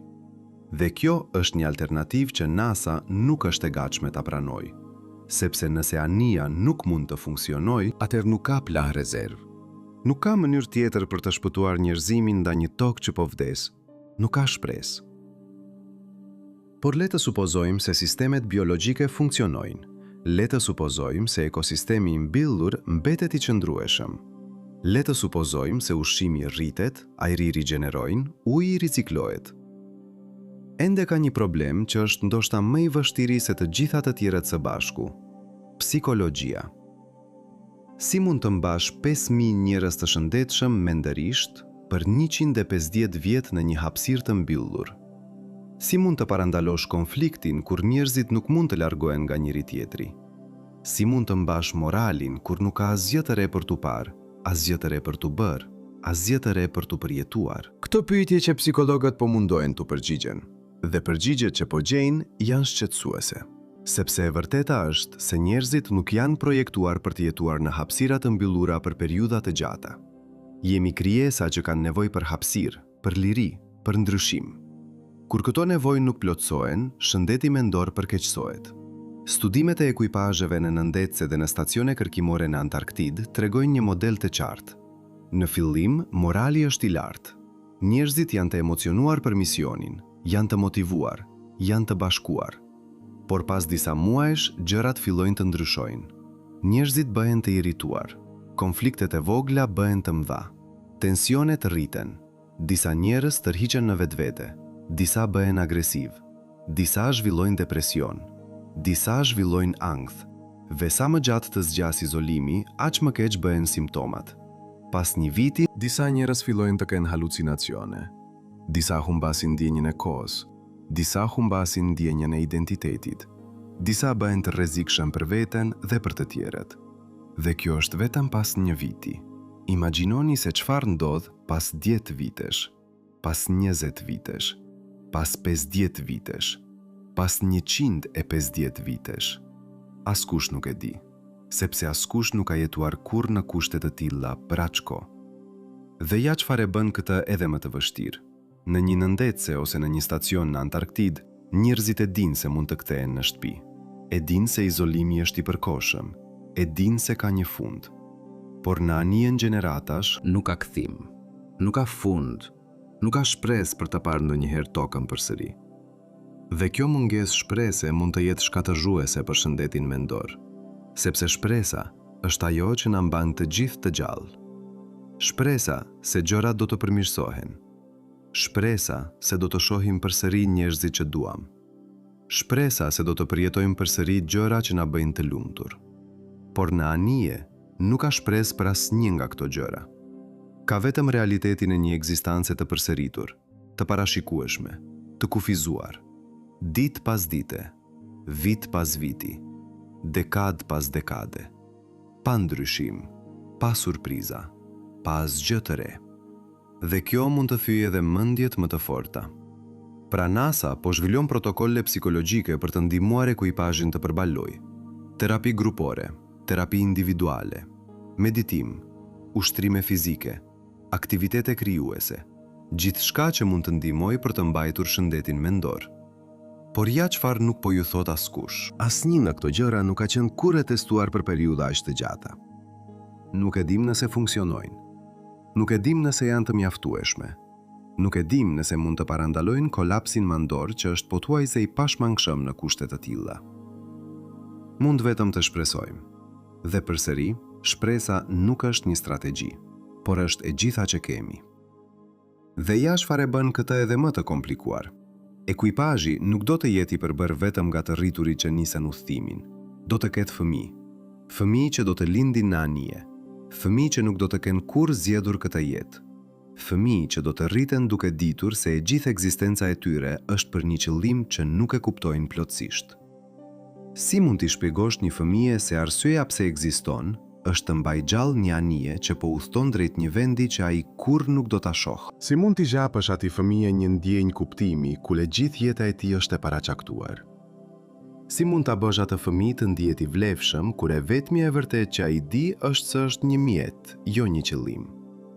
Këto janë pyetje që psikologët nuk kanë përgjigje, sepse kjo është një situatë që nuk ka ekzistuar kur më parë në historinë njerëzore. Kur më parë nuk kanë lindur fëmijë me qëllimin e vetëm për të shërbyer një mision që do të përfundoj pas vdekjes së tyre. Kur më parë nuk kanë rritet fëmijë duke ditur se nuk do të kenë kurrë zgjedhje për jetën e tyre. Kur më parë nuk ka pasur një gjenerat të tërë që ekziston vetëm si një urë midis së kaluarës dhe së ardhmes. Dhe nuk e dim se çfarë do t'u bëjë kjo atyre fëmijëve. A do të e pranojnë rolin e tyre? A do ta kuptojnë rëndësinë e misionit? A do të jenë të gatshëm të sakrifikohen për një qëllim që nuk e zgjodhen vetë? Ose a do të rebelohen? A do të refuzojnë të vazhdojnë misionin? A do të kërkojnë të kthehen në tokë edhe pse e dinë se është e pamundur? A do të shkatërrojnë anijen në një akt dëshpërimi? Këto janë skenarët që NASA po përpiqet të parandalojë. Dhe strategjia kryesore është edukimi. Fëmijët që do të lindin në anije do të edukohen që nga lindja për të kuptuar misionin. Do t'u mësohet historia e tokës. Do t'u mësohet pse anija u ndërtua. Do t'u mësohet rëndësia e rolit të tyre. Do t'u mësohet se ata janë pjesë e diçkaje më të madhe se vetja e tyre. Do t'u mësohet se sakrifica e tyre ka kuptim. Do t'u mësohet se pa ta, njerëzimi do të përfundojë. Qëllimi është të krijohet një kulturë ku misioni është qendra e gjithçkaje, ku çdo person e kupton se ekzistenca e tij ka një qëllim të qartë, ku çdo person ndjen një ndjenjë krenarie për atë që po bën, ku çdo person është i gatshëm të sakrifikohet për të mirën e kolektivit. Kjo tingëllon si indoktrinim dhe në një kuptim është, por ja çfarë duhet të kuptoni? Pa këtë lloj indoktrinimi, anija nuk mund të funksionojë, sepse nëse gjeneratat e reja fillojnë të pyesin pse duhet të vazhdojnë misionin, nëse fillojnë të kërkojnë zgjedhje, nëse fillojnë të rebelohen, atëherë gjithçka kolapson. Misioni dështon, të gjithë vdesin, njerëzimi përfundon. Pra indoktrinimi nuk është një zgjedhje, është një nevojë e tmerrshme, por e pashmangshme. Dhe kjo ngre pyetje etike që janë pothuajse të pamundura për t'u përgjigjur. A kemi të drejtë të krijojmë fëmijë me qëllimin e vetëm që ata të shërbejnë një mision? A kemi të drejtë t'u mohojmë atyre fëmijëve zgjedhjen për jetën e tyre? A kemi të drejtë të indoktrinojmë ata që nga lindja për të pranuar një rol që ne u caktuam? Këto janë pyetje që filozofët po debatojnë dhe nuk ka konsensus. Disa thonë se kjo është e justifikuar sepse alternativa është zhdukja e njerëzimit. Disa thonë se kjo është e pa justifikueshme, sepse po shkelin të drejtat themelore të atyre fëmijëve. Disa thonë se fëmijët nuk kanë të drejta nëse nuk do të kishin lindur fare pa misionin. Disa thonë se kjo është një argument i rrem, sepse po krijojmë fëmijë pikërisht për t'i shfrytëzuar. Debati vazhdon dhe nuk ka përgjigje të qarta, sepse kjo është një situatë ku çdo zgjedhje është e keqe. Çdo opsion ka kosto të tmerrshme. Çdo vendim shkel disa parime etike. Por ja çfarë është e vërteta? Vendimi tashmë është marrë. Anija po ndërtohet, ekuipazhi po përzgjidet, protokollet edukative po zhvillohen dhe fëmijët do të lindin. Dhe ata fëmijë do të edukohen për të pranuar rolin e tyre. Dhe disa do ta pranojnë, dhe disa nuk do ta pranojnë. Dhe ata që nuk e pranojnë do të jenë një problem. Një problem që nuk ka zgjidhje të lehta. Sepse çfarë bën me një person që refuzon të vazhdojë misionin? Nuk mund ta dërgosh në shtëpi. Nuk mund ta lësh të shkatërrojë anijen. Nuk mund ta injorosh. Pra çfarë bën? Kjo është një pyetje që NASA nuk dëshiron ta diskutojë publikisht, por përgjigjja është e qartë në protokollet e klasifikuara. Izolim. Nëse një person bëhet një kërcënim për misionin, ai izolohet, vendoset në një seksion të veçantë të anijes, nuk i lejohet të ndërveprojë me të tjerët, nuk i lejohet të ketë fëmijë, nuk i lejohet të ndikojë në kulturën e anijes. Në thelb, burgoset. Për pjesën tjetër të jetës së tij, pa gjykim, pa apel, pa shpresë për liri. Sepse lirimi i tij do të rrezikonte misionin, dhe misioni është më i rëndësishëm se të drejtat individuale. Kjo tingëllon si një regjim totalitar, dhe në një kuptim është. Por ja çfarë duhet të kuptoni? Në një hapësirë të mbyllur, ku mbijetesa e të gjithëve varet nga bashkëpunimi i secilit, nuk mund të ketë tolerancë për rebelim. Nuk mund të ketë tolerancë për shkelje të rregullave. Nuk mund të ketë tolerancë për sjellje që rrezikon misionin. Sepse një person që shkatërron një sistem kritik mund të vrasë të gjithë. Një person që përhap panik mund të shkaktoj kaos që çon në vdekje. Një person që refuzon të kryejë detyrën e tij mund të shkaktoj dështimin e një sistemi që të tjerat varen prej tij. Pra rregullat duhet të jenë absolute, vendëshkimet duhet të jenë të ashpra. Dhe kjo do të thotë se anija do të jetë një shoqëri autoritare, ku liri individuale është e kufizuar, ku privatësia është minimale, ku çdo veprim monitorohet, ku çdo shkelje ndëshkohet, ku konformizmi është i detyrueshëm, ku diversiteti i mendimit është i rrezikshëm, ku pyetjet janë të dyshimta, ku bindja është e kërkuar. Kjo është realiteti i jetës në anijen gjeneratash, dhe njerëzit që po aplikojnë e dinë këtë. U është thënë qartë se do të jetojnë në një shoqëri që nuk i ngjan asgjë që kanë përjetuar në tokë, ku lirit që i marrin si të mirëqena nuk do të ekzistojnë, ku do të duhet të ndjekin rregulla të rrept çdo ditë të jetës së tyre, ku do të duhet të pranojnë autoritetin pa pyetje, ku do të duhet të sakrifikojnë individualitetin e tyre për të mirën e kolektivit. Dhe megjithatë, ata po aplikojnë, sepse e kuptojnë se kjo është çmimi i mbijetesës. E kuptojnë se në një situatë ku gabimi më i vogël mund të jetë fatal, nuk mund të ketë hapësirë për liri absolute. E kuptojnë se disa të drejta duhet të sakrifikohen për të garantuar të drejtën më themelore, të drejtën për të jetuar. Dhe ata janë të gatshëm ta bëjnë këtë sakrifik.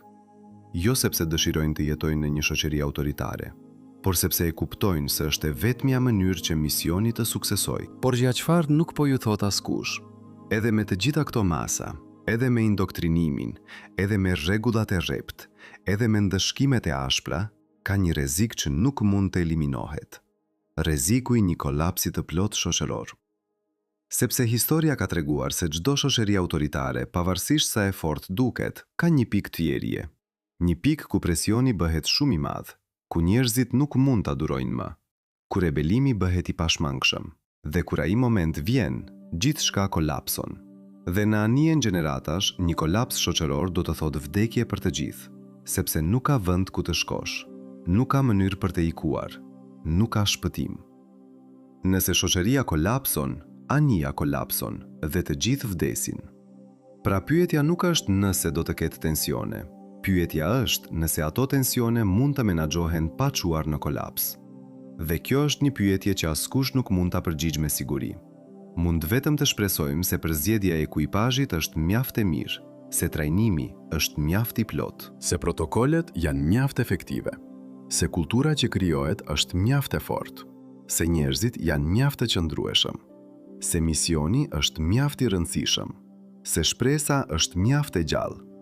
Por të gjitha këto janë shpresa, jo garanci, jo sigurime, vetëm shpresa. Dhe shpresa, sado e rëndësishme, nuk është një strategji, por është e gjitha që kemi. Sepse alternativa është të pranojmë se anija gjeneratash nuk mund të funksionojë, se njerëzimi nuk mund të mbijetojë përtej tokës, se kur planeti ynë të bëhet i pabanueshëm, ne do të vdesim me të. Dhe kjo është një alternativë që refuzojmë ta pranojmë. Pra po vazhdojmë, po ndërtojmë, po planifikojmë, po shpresojmë, sepse kjo është ajo që bëjmë. Kjo është ajo që jemi. Kjo është arsyeja pse jemi këtu. Dhe tani, në këtë moment, ndërsa dëgjoni këto fjalë, ndoshta po mendoni, a është kjo vërtet e mundur? A mund të funksionojë vërtet një anije gjeneratash? A mund të mbijetoj vërtet njerëzimi në hapësirë për 150 vjet? Këto janë pyetje të arsyeshme. Dhe e vërteta është se askush nuk e di me siguri. Askush nuk mund të garantojë suksesin. Askush nuk mund të eliminojë të gjitha rreziqet. Por ja çfarë e dim?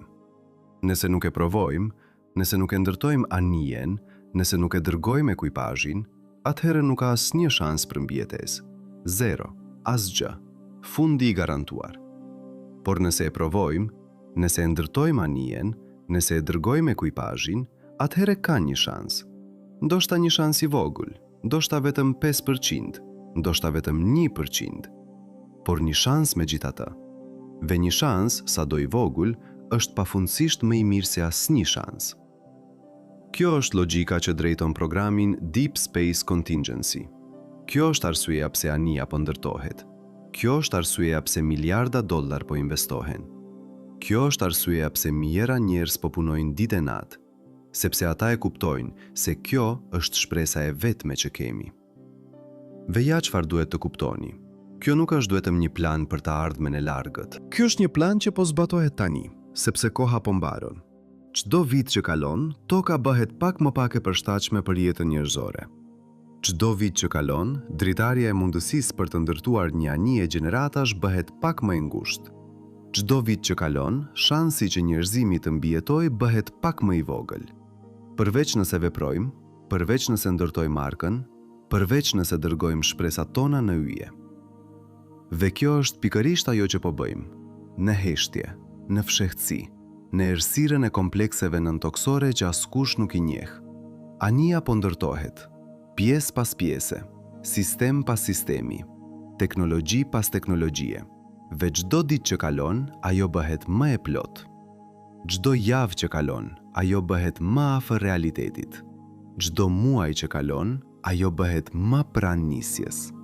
Dhe kur të jetë gati, kur të gjitha sistemet të jenë testuar, kur ekuipazhi të jetë trajnuar, kur gjithçka të jetë në vend, atëherë do të vijë momenti i së vërtetës, momenti kur duhet të vendosim, a e dërgojmë anijen apo jo. A rrezikojmë jetën e 5.000 njerëzve për një shans të vogël për mbjetesë? A pranojmë pasigurinë e Proxima B për të shmangur vdekjen e sigurt në tokë? Dhe përgjigjja tashmë është e qartë. Po, do ta dërgojmë. Po, do të rrezikojmë. Po, do të pranojmë pasigurinë. Sepse alternativa është e papranueshme, sepse nëse nuk e bëjmë, njerëzimi do të përfundojë. Dhe ne refuzojmë ta pranojmë këtë. Refuzojmë të vdesim pa u përpjekur. Refuzojmë të dorëzohemi para vështirësive. Refuzojmë të pranojmë se kjo është fundi. Sepse nuk është. Kjo nuk është fundi. Kjo është fillimi. Fillimi i një epoke të re. Fillimi i një udhëtimi që do të çojë njerëzimin përtej tokës.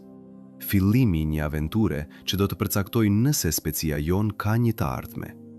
Dhe kjo e ardhme po fillon tani, jo nesër, jo pas 10 vitesh.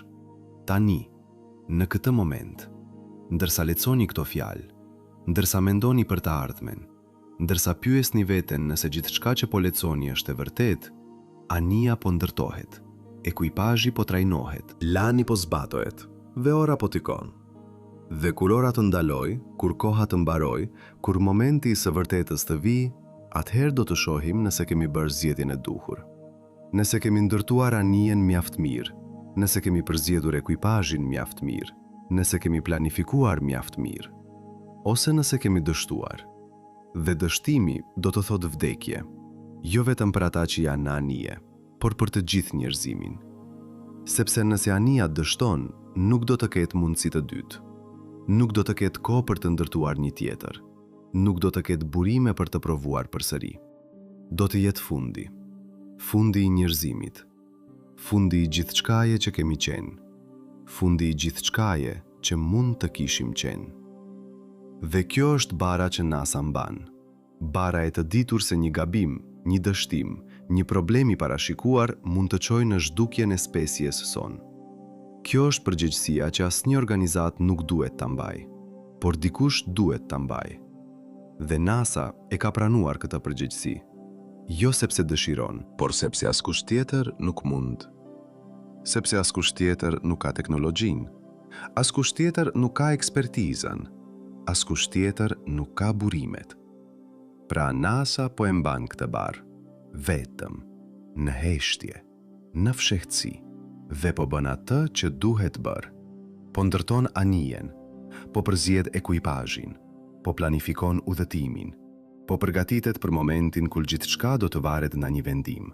Një vendim që do të merret nga njerëz që e dinë se po luajnë me jetën e mira personave, që e dinë se po rrezikojnë të ardhmen e spesjes son, që e din se nëse gabojnë, nuk do të ketë falje. Kjo është presioni që ata jetojnë me të çdo ditë. Kjo është bara që ata mbajnë çdo natë. Kjo është arsyeja pse shumë prej tyre nuk flenë. Sepse si mund të flesh kur e di se vendimi yt mund të përcaktoj nëse njerëzimi mbijetoj apo jo? Si mund të pushosh kur e di se çdo gabim mund të jetë fatal? Si mund të relaksohesh kur e di se ora po tikon dhe koha po mbaron? Nuk mund. Pra ata vazhdojnë të punojnë, ditë pas dite, javë pas jave, Muaj pas muaji, pa pushim, pa relaksim, pa paqe. sepse e din se kjo është përgjegjësia e tyre. Kjo është detyrimi i tyre. Kjo është arsyeja pse ekzistojnë. Dhe ata nuk do ta braktisin këtë përgjegjësi, pavarësisht presionit, pavarësisht barrës, pavarësisht frikës. Sepse ata e din se nëse ata dështojnë, askush tjetër nuk mund të suksesojë. Nëse ata dorëzohen, gjithçka është humbur. Nëse ata ndalojnë, njerëzimi përfundon. Pra ata nuk do të dështojnë, nuk do të dorëzohen, nuk do të ndalojnë. Do të vazhdojnë, deri në fund. Çfarëdo që të ndodh, çfarëdo që të kushtoj, çfarëdo që të kërkoj. Sepse kjo është ajo që duhet bërë. Dhe ata janë të vetmit që mund ta bëjnë. Kjo është e vërteta që përcakton programin Deep Space Contingency. Kjo është realiteti që drejton ndërtimin e anijes gjeneratash. Kjo është arsyeja pse pavarësisht konfliktit, pavarësisht debatit, pavarësisht dyshimit, plani vazhdon. Sepse nuk ka alternativë, sepse koha po mbaron, sepse toka po vdes, dhe sepse ne refuzojmë të vdesim me të. Dhe pikërisht këtu, në këtë vend ku ne themi se nuk ka alternativë, fillon alternativa më e vështirë nga të gjitha. Të pyesim, nëse një plan për të shpëtuar trupat tanë është njëkohësisht edhe një plan që mund të humbas diçka thelbësore nga ajo që quajmë njeri? Sepse kufiri i vërtet nuk është vetëm ai i karburantit, i rrezatimit, i materialeve, i biologjisë apo i distancës. Kufiri i vërtet është pika ku një model pushon së pështruari realitetin e plot. Ne dim të llogarisim trajektore, mund të vlerësojmë humbjen e masës, mund të simulojmë ciklet të mbyllura të ujit, ajrit dhe ushqimit. Mund të ndërtojmë ekuacione për stabilitetin e një popullsie. Por në çastin kur përpiqemi të përkthejmë jetën njerëzore në një sistem kontrolli, kuptojmë se ligjet që na çuan deri këtu nuk mjaftojnë më. Një anije nuk është vetëm një makinë. Një koloni nuk është vetëm një inventar gjenesh. Një qytet që udhëton në errësirë nuk është vetëm një projekt inxhinierik. Është një ndërthurje e brisht e materjes me vetëdijen, e nevojës me shpresën, e disiplinës me kuptimin. Kjo e bën pyetjen shumë më të thellë se sa duket në sipërfaqe.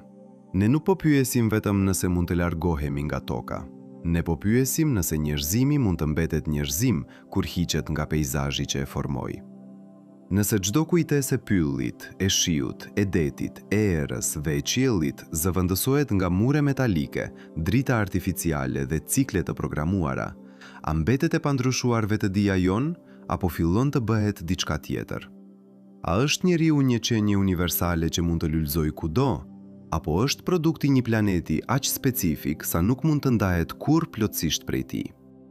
Në një nivel të çuditshëm, kjo pyetje shfaqet si në gjërat më të vogla, ashtu edhe në më të mëdhat.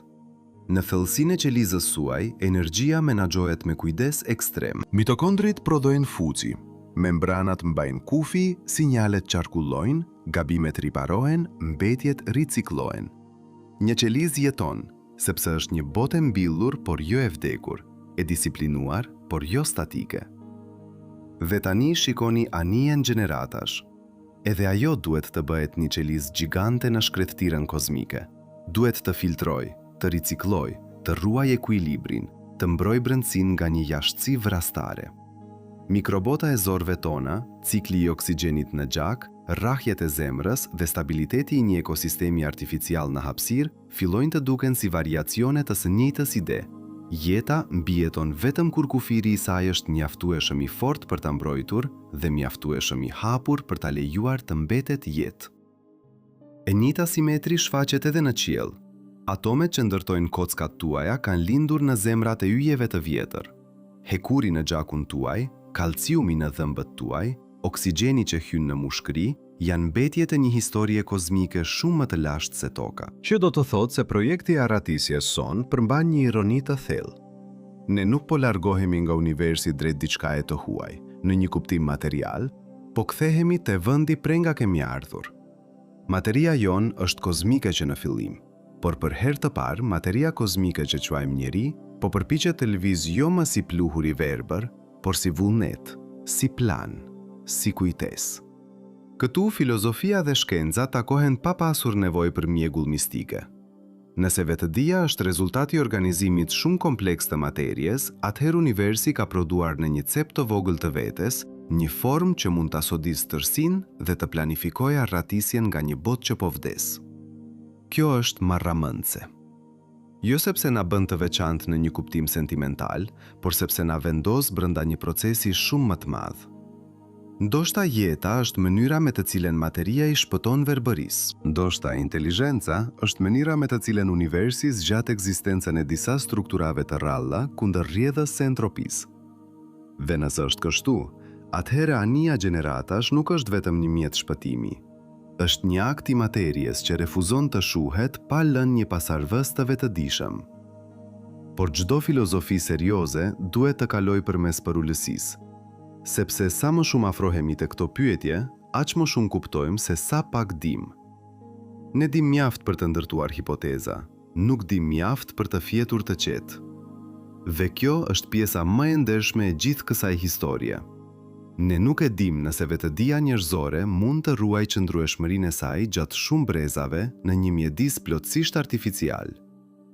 Psikologjia moderne di shumë për traumën, izolimin, stresin dhe sjelljen në grupe të vogla. Por një anije gjeneratash nuk është as stacion polar, as nëndece, as bazë orbitale. Është diçka që nuk ka ekzistuar kurrë më parë. Askush nuk ka të dhëna për fëmijë që lindin, plaken dhe vdesin në një botë të mbyllur që nuk ka horizont natyror. Po aq sa dim për truallin e Marsit, dim shumë pak për peizazhin mendor të një qytetërimi të mbyllur në tranzit. Ne nuk e dim nëse shoqëria që niset me një ideal mund ta ruajë atë ideal pa e shndërruar veten në një sistem të ftohtë kontrolli. Çdo koloni e izoluar do të ketë nevojë për rregulla, për disiplinë, për kufizim të rrezikut. Por historia njerëzore tregon se sistemet e ndërtuara për mbijetesë shpesh bëhen sisteme që e sakrifikojnë individin në emër të stabilitetit. Po të shtoni frikën nga dështimi total, hapësira për autoritarizëm bëhet jashtëzakonisht e madhe. Po të shtoni brez pas brezi njerëz që nuk e zgjodhen vetë udhëtimin, rreziku rritet edhe më shumë. Po të shtoni mungesën e një daljeje, pyetja bëhet brutale. A mund të shpëtohet specia pa humbur lirinë që i jep vlerë ekzistencës së saj? Ne nuk e dim nëse biologjia jon do ta përballojë udhëtimin kaq gjatë. Edhe sikur rrezatimi të zbutet, edhe sikur graviteti artificial të simulohet, edhe sikur ushqimi të riciklohet me efikasitet, trupi njerëzor është formuar në kushte shumë specifike. Kockat, sistemi imunitar, zhvillimi embrional, ekuilibri hormonal, ritmet cirkadiane, mikrobioma, plakja qelizore, të gjitha janë të lidhura me një mjedis që ne e marrim si të mirëqen vetëm sepse kemi lindur brenda tij. Po ndryshove mjedisin për një kohë të shkurtër, trupi përshtatet pjesërisht. Po e ndryshove për disa breza, ndoshta nuk flet më për përshtatje, por për transformim. Ne nuk e dim as mjaftueshëm për destinacionin.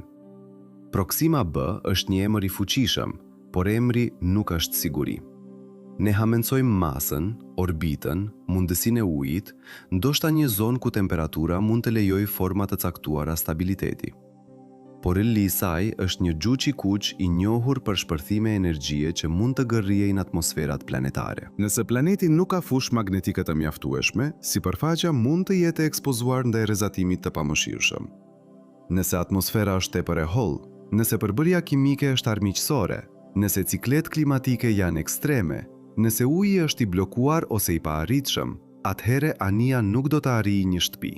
Do të arrijë vetëm një vend tjetër ku mbijetesa duhet shpikur nga e para. Ne nuk e dim se çfarë forme do të marrë inteligjenca artificiale në një mision kaq të gjatë dhe sa thellë do të ndërhyjë në jetën shoqërore. Një sistem i tillë do të duhet të ndihmojë në mjeksi, në navigim, në diagnostikim, në energji, në parashikim dhe ndoshta edhe në vendime politike. Por nëse për efikasitetin e misionit, sistemi fillon të marrë role që dikur ishin njerëzore. Por nëse kujdestari i mbijetesës bëhet autoriteti më racional në anije. Por nëse brezat e arfshëm fillojnë t'i besojnë më shumë një algoritmi se sa një historie, atëhere pyetja nuk është vetëm nëse do të arrim. Pyetja është kush do të arrijë. Ne nuk e dim nëse vetë ideja e shpëtimit është formuluar sakt. Ndoshta mbijetesa biologjike e species nuk është e njëjtë me vazhdimsinë e qytetërimit.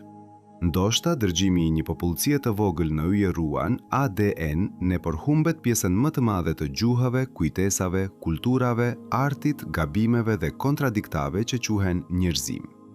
Një fidani vetëm mund të ruaj vijimsinë e një pylli në kuptim gjenetik, por pylli i humbur nuk rikthehet kur plotësisht. Po kështu, 5.000 njerëz mund të ruajnë spicjen në kuptimin më të ngushtë, por a ruajnë edhe botën njerëzore siç e kuptojmë ne? Ndoshta po, ndoshta jo. Ne nuk e dim as nëse toka vetë do të mbyllet para nesh më shpejt se sa parashikojmë, apo do të mbetet e pjeshme, e vrarë në disa vende dhe e jetueshme në të tjera shumë më gjatë se frika jon më e madhe. Modelet klimatike dhe gjeologjike janë serioze. Rreziqet janë reale. Por natyra ka një kompleksitet që herën na ndoshkon pikërisht kur mendojmë se e kemi kuptuar, e herë na jep vonesa të papritura. Kjo nuk është arsye për rehati, është arsye për kujdes. Sepse një civilizim i mencur duhet të jetë i aftë të bëjë dy gjëra në të njëjtën kohë, të përpiqet të shpëtojë shtëpinë dhe të përgatitet për ditën kur shtëpia mund të mos jetë më e mjaftueshme. Kjo është ndoshta pika më e rëndësishme nga të gjitha. Plani i aratisjes, nëse ekziston në forma të ndryshme kërkimi, projekti, simulimi apo strategjie afatgjat, nuk na çliron nga detyrimi ndaj tokës. Përkundrazi, e bën atë edhe më tragjik. Sepse nëse jemi gati të investojmë aq shumë për të ndërtuar një botë artificiale që të imitojë funksionet minimale të planetit ton, kjo do të thotë se planeti ynë vlen më shumë se çdo teknologji që kemi. Një anije mund të riciklojë ujin. Toka e krijon shiun. Një anije mund të kontrollojë atmosferën. Toka rrit pyje, oqeane, mot, stin dhe një rrjet të pafundëm jete që as sot nuk e kuptojmë plotësisht. Ironia më e madhe e historisë son mund të jetë kjo. Ne mund të shpenzojmë shekuj duke u përpjekur të rindërtojmë në hapësirë një version të varfër të asaj që e kishim falas në këmbët tona. Vetani, pas gjithë kësaj zmadhimi kozmik, le të kthehemi ngadalë te njeriu. Le të largohemi nga hangaret sekret, nga orbitat, nga motorët, nga llogaritjet e trajektores, nga listat e ekuipazhit, nga probabilitetet dhe modelet. Le të kthehemi në një dhomë të zakonshme në tokë, në një dritare ku hyn drita e mëngjesit, në ajrin që e thithim pa e menduar, në gravitetin që na mban në këmbë pa zhurmë, në tingullin e erës në pemë, në faktin e thjesht se mund të ecim jashtë dhe qielli nuk është një ekran. Mund të ndjejmë shiun dhe ai nuk është një cikël kondensimi i kontrolluar nga sensor. Mund të prekim tokën dhe ajo nuk është substrat steril i prodhuar në laborator. Këto gjëra, që në jetën e përditshme duken të zakonshme, nga perspektiva e një anijeje gjeneratash, bëhen pasuri kozmike. Në çdo çast, brenda trurit tuaj, miliarda sinapse ndezin modele elektrike që krijojnë kujtesë, frikë, dashuri, kuptim, dyshim dhe shpresë. Në çdo qelisë të trupit tuaj, reaksione mikroskopike mbajnë një rend të përkohshëm kundër kaosit. Në këtë kuptim, secili prej nesh është tashmë një anije e vogël gjeneratash. Ne trashëgojmë molekula, gjuhë, nite, trauma, njohuri dhe i çojmë përpara pa pasur siguri se ku do të arrijnë. Prindrit tan nisen diçka që nuk do ta përfundojnë. Ne vetë po mbajmë gjallë procese që do të na tejkallojnë. Dhe kështu, pa e vënë re, jeta njerëzore në tokë ka pasur gjithmonë strukturën e një udhtimi ndërbrezor. Anija e ardhshme vetëm sa do ta bëj këtë të dukshme në mënyrën më brutale. Prandaj çështja nuk është vetëm teknologjike, është morale, është eksistenciale. Çfarë u detyrohemi brezave që do të lindin nëse ne jemi brezi që e sheh rrezikun më qartë se kushdo më parë? A u detyrohemi vetëm mundësinë për t'ikur? Apo u detyrohemi së pari përpjekjen më të madhe për të mos i detyruar fare të ikin? A është trimëri të dërgosh fëmijët e së ardhmes në yje? apo trimëria më e madhe është ndalosh shkatërimin këtu, ndërsa ende mundemi? Ndoshta përgjigjja e ndershme është se duhet të bëjmë të dyja. Të përgatitemi për më të keqen, pa e quajtur atë fat, të mbrojmë tokën, pa u sjellë sikur është e pathyeshme. Të ndërtojmë mjete aratisjeje, pa e kthyer aratisjen në justifikim. Dhe këtu mbyll letërrethi. Kujtoni pyetjen me të cilën nisëm. Kur toka të vdes, ku do t'i ikim? Pas gjithë këtij udhëtimi, përgjigjja më e ndershme është më pak triumfuese dhe më dyshese se sa duket në fillim. Po, ndoshta do të përpiqemi t'i ikim. Po, ndoshta ekzistojnë programe, plane, simulime, studime dhe vizione që synojnë ta bëjnë të mundur. Po, ndoshta një ditë një anije do të largohet drejt errësirës me barrën e gjithë historisë sonë në barkun e saj. Por pjetja filestare ndryshon sapo e kuptojmë thellë. Nuk bëhet vetëm ku do të ikim. Bëhet edhe çfarë po marrim me vete, çfarë po lëm pas, dhe nëse një qenie që braktis shtëpinë e vet për të mos vdekur, mund të mbetet e njëjta qenie në fund të udhëtimit. Mbase plani i fshehur nuk është thjesht ndërtimi i një anije. Mbase plani i vërtet, i heshtur dhe shumë më i vështirë, është të mësojmë të mendojmë si një specie afatgjat, të dalim nga instinkti i ditës së sotme, të pranojmë se qytetërimi ynë është i brisht, të kuptojmë se universi nuk na ka borxh stre, të pranojmë se mbijetesa do të kërkojë dije, sakrificë, etik dhe një lloj pjekurie që ende nuk e kemi arritur plotësisht. Në këtë kuptim, anija më e vështirë për t'u ndërtuar nuk është ajo prej metali, është ajo prej karakteri. Dhe në fund, ndoshta kjo është arsyeja pse kjo histori na prek kaq fort. Sepse nuk flet vetëm për NASA, për programet e errëta, për Proxima B, për distanca kozmike apo për teknologji të pabesueshme. Flet për ne, për frikën tonë më të lashtë dhe për shpresën tonë më kokfort. Flet për një specie që ka mësuar të shikojë qiellin jo më si tavan, por si drejtim. Flet për faktin se edhe kur e kupton sa i vogël është, njeriu prap guxon të planifikojë diçka më të madhe se vetja. Pra nëse një ditë një anije vërtet ngrihet larg tokës që po shuhet, ajo nuk do të mbaj vetëm pasagjer. Do të mbaj pyetjen më të vjetër njerëzore në formën e saj më moderne. A jemi ne thjesht qenie që luftojnë të zgjasin biologjikisht ekzistencën e tyre, apo jemi diçka më shumë? Kujtesë që kërkon të vazhdojë, vetdije që refuzon të zhduket, materie që më në fund ka mësuar të ketë mall për të ardhmen. Ne nuk e dim nëse do të arrijmë. Nuk e dim nëse destinacioni do të na pranojë. Nuk e dim nëse brezat e lindur në errësirë do ta çojnë ende veten njerëz të tokës. Por ndoshta pyetjet që na çojnë drejt yjeve janë po aq të rëndësishme sa vendi ku mund të zbarkojmë një ditë. Sepse në fund, teksa shikojmë lart dhe mendojmë për arratisjen, pyetja më e madhe mbetet ende kjo. Kur të largohemi për të shpëtuar njerëzimin, çfarë do të thotë saktësisht të shpëtosh njeriun?